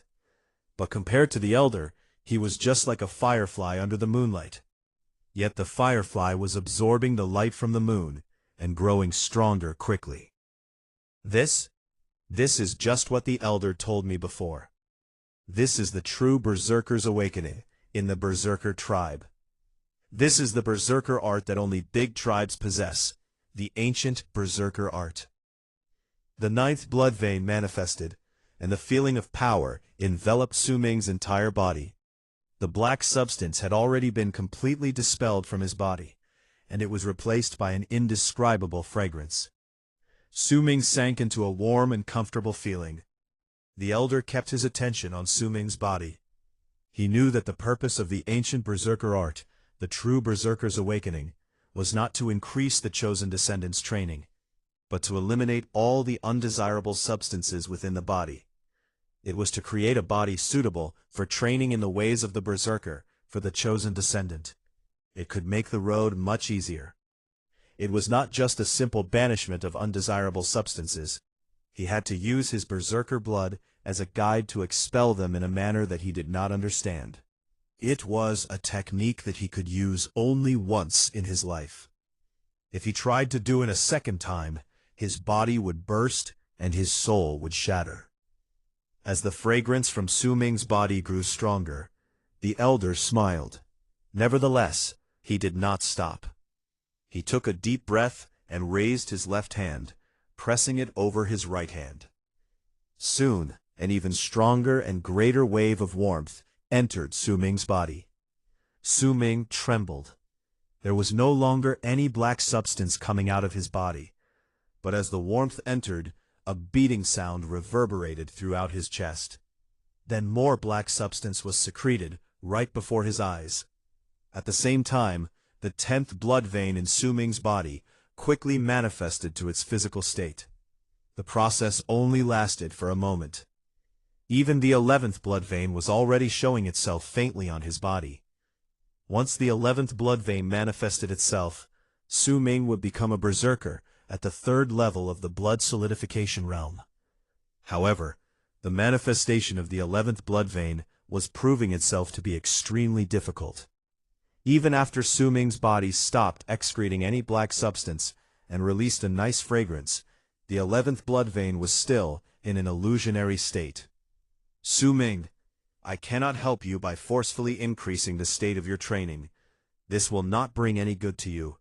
But if you're diligent, you'll reach the 3rd level naturally before long. The elder's voice echoed in Su Ming's ears.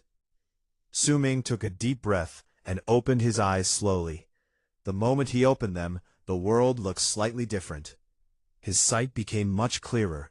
The details he had never noticed before were now as clear as day. His world had become different. Both of his eyes were as clear as water. But if anyone took a closer look, they would see that his eyes were like the abyss. People who looked into them would be unable to look away. As he looked at the elder, he saw that the elder's face had aged once again. There were even signs of fatigue in his features. Despite that, there were clear signs of great kindness and affection as the elder gazed upon him. Su Ming stared at the elder in a dumbfounded state. In his silence, he knelt down and bowed deeply towards him. Enough. You're a grown man now. You're no longer a lasso. I'm a little tired. Go back. Let me rest. Su Ming bit his lip and gazed deeply at the elder, carving the scene before him into his mind for all of eternity. For his entire life, he would never ever forget that there was a person who accompanied him when he was younger and allowed him to experience familial love. He understood that this was a love that he would never be able to repay for his entire life. Come with me to Windstream Tribe next time. We'll be visiting the elder of Windstream Tribe and seeing the berserkers there. Representatives from Black Mountain Tribe, Dark Dragon Tribe, and other smaller tribes will also be going. It will be a good experience for all of you in the younger generation. Before he left, he heard the elder's voice echoing in his ears again. I've already concealed the chi and fragrance from your body. No one will notice unless they are more powerful than I am. Do not tell anyone about the fact that you became a berserker. We'll make a decision once I find the traitor. Su Ming nodded. When he saw the elder sitting down cross-legged, with his eyes closed, and immersing himself in his training, he quietly left. He knew that Windstream Tribe was the only medium-sized tribe around the region, and it was considered the leader of the area. Su Ming had heard rumors of the elder of Windstream Tribe being a powerful berserker who had arrived at the Awakening Realm. Not only did he have a long lifespan, he also had the power to crush heaven and earth. Awakening Realm. I wonder if I'll be able to arrive at that realm in my life. I wonder if I can even draw my own berserker mark. Su Ming's eyes lit up with ambition. The Awakening Realm was like a mere legend to him. It was still too far away from him. So this is the elder's real strength. I didn't expect him to be so strong. I heard that the elder from Black Mountain Tribe had some sort of secret, or else they wouldn't have been able to last so long. Su Ming shook his head and refused to continue thinking about the matter. When Su Ming returned to his house, which had been left barren for the past few months, he calmed down. The place was clean. There was barely any dust around. Su Ming knew that this could only mean that Xianxia's daughter, Xianxia, had dropped by during the days that he was gone. Xianxia was the only girl within Dark Mountain Tribe whom Su Ming had more contact with. She was the tribe leader's daughter and would only be married to the future tribe leader so that the tribe would continue to prosper, and there were no disputes about that within the tribe. Su Ming knew this since a long time ago, and was not offended or saddened by it. Xianxia was like a little sister to him, and he held no other feelings towards her. He sat down with his legs crossed on the wooden bed. Su Ming touched the stone on his neck as he fell into deep thought. As nighttime arrived, Lei Chen came to Su Ming's house, puzzled. When he saw Su Ming, he was dumbfounded. The silly look on his face made Su Ming smile. He took out the herbs he got from the remains of the berserker from Black Mountain Tribe. Su Ming knew about Skystone. Of course, it was one of the rarer herbs found in the region. He had only managed to obtain one of them during all the years he went to collect herbs in the mountains, and that too had been only a young shoot. It was unlike the one he had in the present, which was fully grown and had 6 leaves.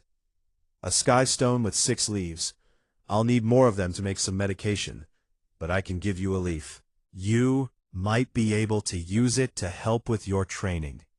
Su Ming plucked one of the leaves from the plant and gave it to Lei Chen.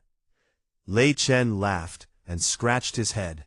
Then he patted his chest bashfully after he took it from Su Ming's hands. Su Ming, I don't know about all this stuff, but I already told you. Since I was young, I will become the tribe leader of Dark Mountain Tribe in the future. As long as I'm around, I'll always protect you. Su Ming laughed heartily, and as he spoke to Lei Chen, he noticed that Lei Chen kept looking at the sky stone leaf, and was unable to concentrate on the conversation. It was obvious that he wanted to eat it and immediately start training, hence he pretended to be tired. When Lei Chen noticed it, he immediately lit up with excitement. He quickly got up and left. The sky had already darkened, and silence gradually fell upon the tribe. Su Ming blocked the door to his house with a chair, and sat down with his legs crossed on the bed. He took a deep breath and touched the stone hanging off his neck with his right hand. In his mind, he pictured the strange place he saw that day. I already have an ample supply of scattering dust ready. I wonder if I'll be able to obtain something new this time. Su Ming closed his eyes. He had long since figured out the method to enter the strange place. What he needed to do was gather all the blood to his chest when he was training. Then he would be able to go to the strange place. He had already tried it multiple times during his training. Chapter 19. The Second Door. The place was still surrounded by fog. He could not see too far away. The only thing vaguely visible was the peak of the mountain amid the mist. It was quiet around him. There was neither wind nor sound around the area.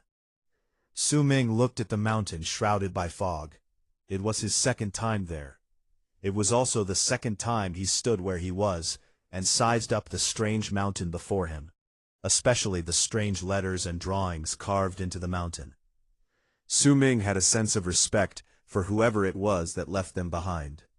He took a deep breath and looked at the accessory on his chest. The black stone was gone. He pinched himself and was once again certain that he was not dreaming. He had really arrived at the strange place. He reached into his bosom and took out a few bottles that contained scattering dust. Then he quickly walked towards the fog. Before long, he arrived at the foot of the mountain, and he went into the tunnel again. He did not stop until he reached the stone door in the tunnel. As he looked at the familiar circle in the middle of the door and the 15 small holes there, Su Ming hesitated for a moment. Then, he took a pill out from one of the bottles. With the pill between his fingers, he placed it into the very first hole on the door. At the very moment his fingers touched the small hole on the door, Su Ming felt a faint pull coming from the hole, and it sucked in the pill between his fingers. Su Ming's expression became stern and alert. He was unsure if his judgment was correct, and he did not know what would happen once he filled up all 15 holes. However, he had envisioned this trip for a long time, and a part of him was looking forward to it. He did not act rashly after the first hole absorbed the pill. Su Ming focused his attention on the door, but nothing happened. Su Ming scratched his head after a moment of thought. He took out another pill and placed it in the second hole. This continued until he placed the 15th pill into the last hole, with much reluctance and nervousness. If there are still no changes, even after I've placed 15 pills into the holes, all of this would be a waste. Su Ming watched the 15 holes anxiously. At that very moment, a gentle glow surfaced from the holes. Su Ming immediately retreated excitedly as the light surrounded the door and gradually grew brighter. The strings on the door came to life and moved slowly. After a while, they joined together and started to turn quickly like a vortex. As they turned, the light from the 15 holes was slowly but surely sucked into the vortex, causing the door to be enveloped by a brilliant light. A roaring sound suddenly reverberated throughout the tunnel. The sound was so loud it could have made a person deaf. It made Su Ming involuntarily manifest the 10 blood veins within his body. He felt the blood in his entire body boiling, and he instinctively resisted the pull. The roaring sound lasted for a few moments, and green smoke emerged from the 15 holes. It was as if the pills had dissolved into smoke. As 15 puffs of smoke emerged from the holes, the gigantic stone door shook. A straight and narrow gap appeared all of a sudden at the center of the door. As soon as the gap appeared, the two sides of the door slowly swung to the side. The door opened. Su Ming's heart pounded against his chest as he watched the scene unfold before him. He felt himself trembling in excitement. It was only after the door opened completely that Su Ming took in a sharp breath. There was no longer a tunnel behind the stone door, but a small stone chamber. The walls in the chamber were not smooth. Instead, they were filled with carvings. There was a large door that was tightly shut at the northern wall in the chamber. On the ceiling of the chamber were some stones glowing faintly. They had fused into the walls of the chamber. There was a faint aroma in the chamber, which could lift a person's spirits the moment they took a whiff of it. Su Ming's eyes lit up with excitement. but he still walked into the chamber carefully.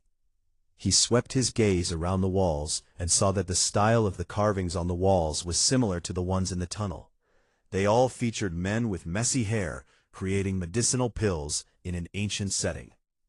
When Su Ming first arrived at the place, he was baffled by the drawings. However, following the success of his own quenching of the herbs and the additional memories he gained, he could understand most of them. When he saw the drawings again, the figures in the drawings were creating different medicinal pills. As Su Ming observed the drawings, he could not help but be immersed in them. He verified each and every one of the drawings with his own experiences and forgot about time as he observed the carvings. He would move quickly to search for the next carving once he finished observing one. He did not realize how much time had passed. When he finished looking at all the carvings, he still longed for more, and he cast his gaze on the door within the chamber. This door was slightly different from the first one. It was completely black, and it gave off a nice aroma. It seemed like the materials used to build the door held some mysterious properties. It also had a sort of heaviness to it. There was a drawing on the door too, but it featured a gigantic cauldron. There were also wisps of smoke carved on top of it. It almost looked real. As Su Ming looked on, he had the impression that he was not looking at a drawing, but at a real cauldron used for the quenching of herbs. If only I had a cauldron like this. Su Ming looked at the cauldron for a few more moments with envy. Su Ming saw a number of different herbs on top and on both sides of the cauldron. He immediately felt himself quivering in excitement and paid full attention to the drawing. This was what he came here for, to find more recipes to create other medicinal pills. To the left of the cauldron were 7 herbs. Among the 7 herbs, 5 of them were herbs needed to create scattering dust. As for the other 2, Su Ming had never seen them before. After he carefully observed their features, Su Ming imprinted their image on his mind. There were 8 holes on the stone door arranged neatly right underneath the recipe. To the right of the cauldron were 8 herbs. The recipe was slightly similar to the recipe on the left. 5 of the herbs required were also the necessary ingredients for scattering dust. When Su Ming saw the additional 3 ingredients necessary, his eyes lit up with joy. He knew 2 of the 3 herbs. They were just slightly rare. There were also holes underneath this recipe, but the number was slightly more than the recipe on the left. There were 12 holes underneath it. When Su Ming looked at the recipe on the top of the cauldron, his face became grim. The ingredients to the recipe were not herbs. The drawing was of 3 things that would incite fear among those who saw them. The first was the scales from the tail of a python. The second was the 9th leg from a 9-legged spider. And the third was the 3rd finger from the right hand of a small, black, humanoid creature the size of a palm. Strangely, there were no holes underneath the 3rd recipe.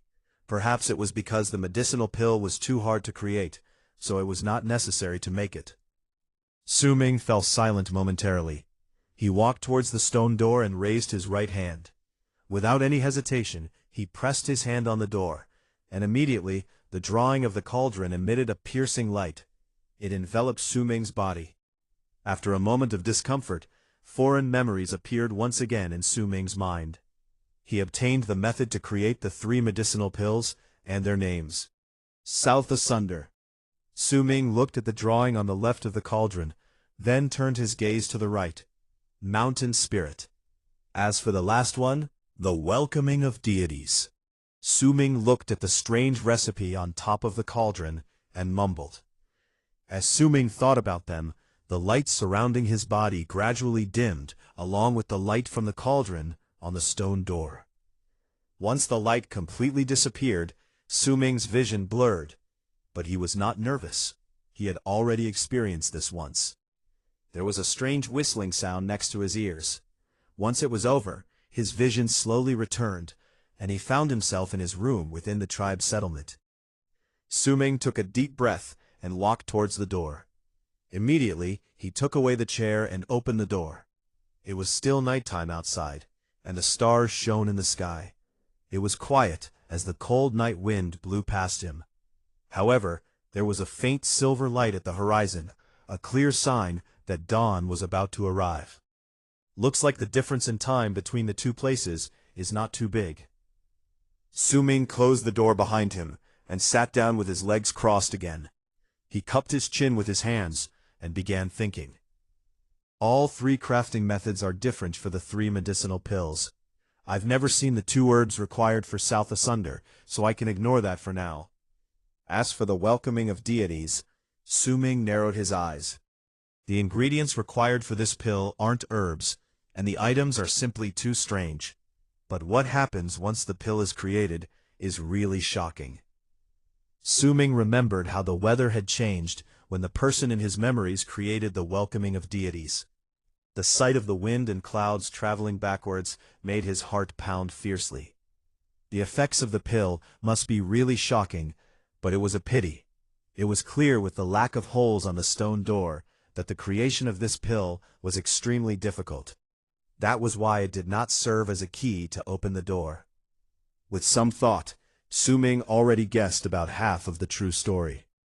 Looks like the only thing I can create for now is mountain spirits. I may not have them now, but there must be some in the tribe's herbal storage.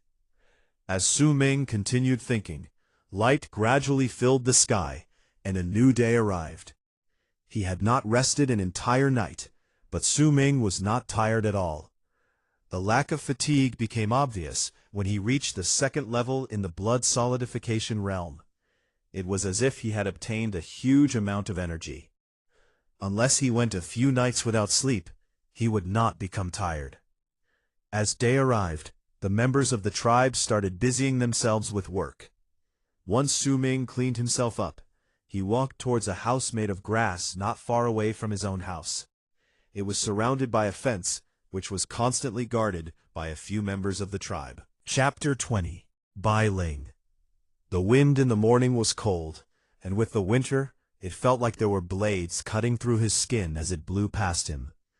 In spite of that, with the bonfire burning amid the tribe, a gentle warmth surrounded the entire tribe as it expelled the cold.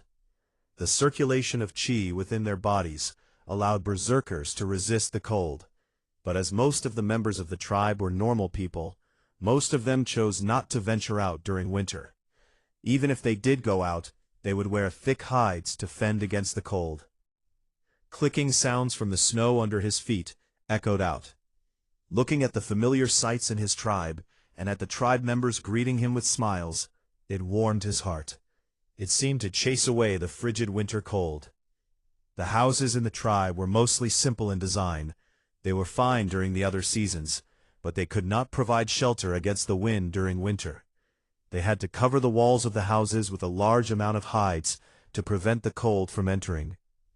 Sometimes the hides would not stick to the walls for a long period of time, and would require regular maintenance. The tribe members themselves also needed to add wood to the fires in their houses regularly. Hence, winter was torture for most of them. At the very least, the cold did not kill them, but it was still troublesome. Su Ming arrived at the building constantly guarded by a few members of the tribe. It was the herbal storage for Dark Mountain Tribe. The walls of the building outside were covered by thick layers of hide. There were also several bonfires burning around the building, allowing him to feel a layer of heat as he rode on the tails of the cold wind when he went near. Su Ming was familiar with the place. Every single time he returned after collecting herbs, he would deliver all the herbs he collected there. So when the guards saw Su Ming, they smiled and did not stop him. Su Ming smiled back and greeted them as he went through the fence. Just as he was about to open the door and enter, a happy voice called out from behind. "Su Ming, when did you come back?" It was a girl's voice. It was pleasant to the ears and sounded just like the ringing of 100 bells. Su Ming stopped and turned around. When he saw her, his gaze softened. The owner of the voice was a slightly tall girl. She was covered entirely in thick hide, and her long hair was tied together with a grass string. There were 2 exquisitely made bone earrings hanging off her ears. Her skin was a little rough, but it did not hide her beauty.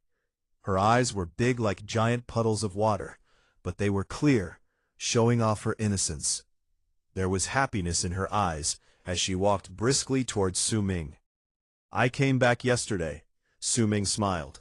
She was the person who cleaned his house regularly when he was away. Xianxia. Suddenly, Su Ming froze as he looked behind her. She was not alone. There was a young man in his late teens following her. The young man was big in build, and he looked even sturdier than Lei Chen. He only wore a thin beast-skin shirt in the winter. His hair was messy but not dirty. His sharp jawline gave him a prideful air. His eyes especially looked like stars. It was as though something strange shone from within them. He gave off an oppressive air and kept others on edge when they were around him, just like a wild beast. He stood there with a massive bow slung across his back. His gaze felt like arrows as he looked at Su Ming. "Bai Ling," Su Ming looked at the young man and spoke respectfully as a complicated look flitted through his eyes. The young man before him was the strongest among their generation in the Dark Mountain tribe. Even the elder mentioned that he could not hope to win against the talent that he had. Lei Chen was the only one who could somewhat compete against him after he awakened. As the strongest of the younger generation in the tribe, the speed of his training was incredibly fast.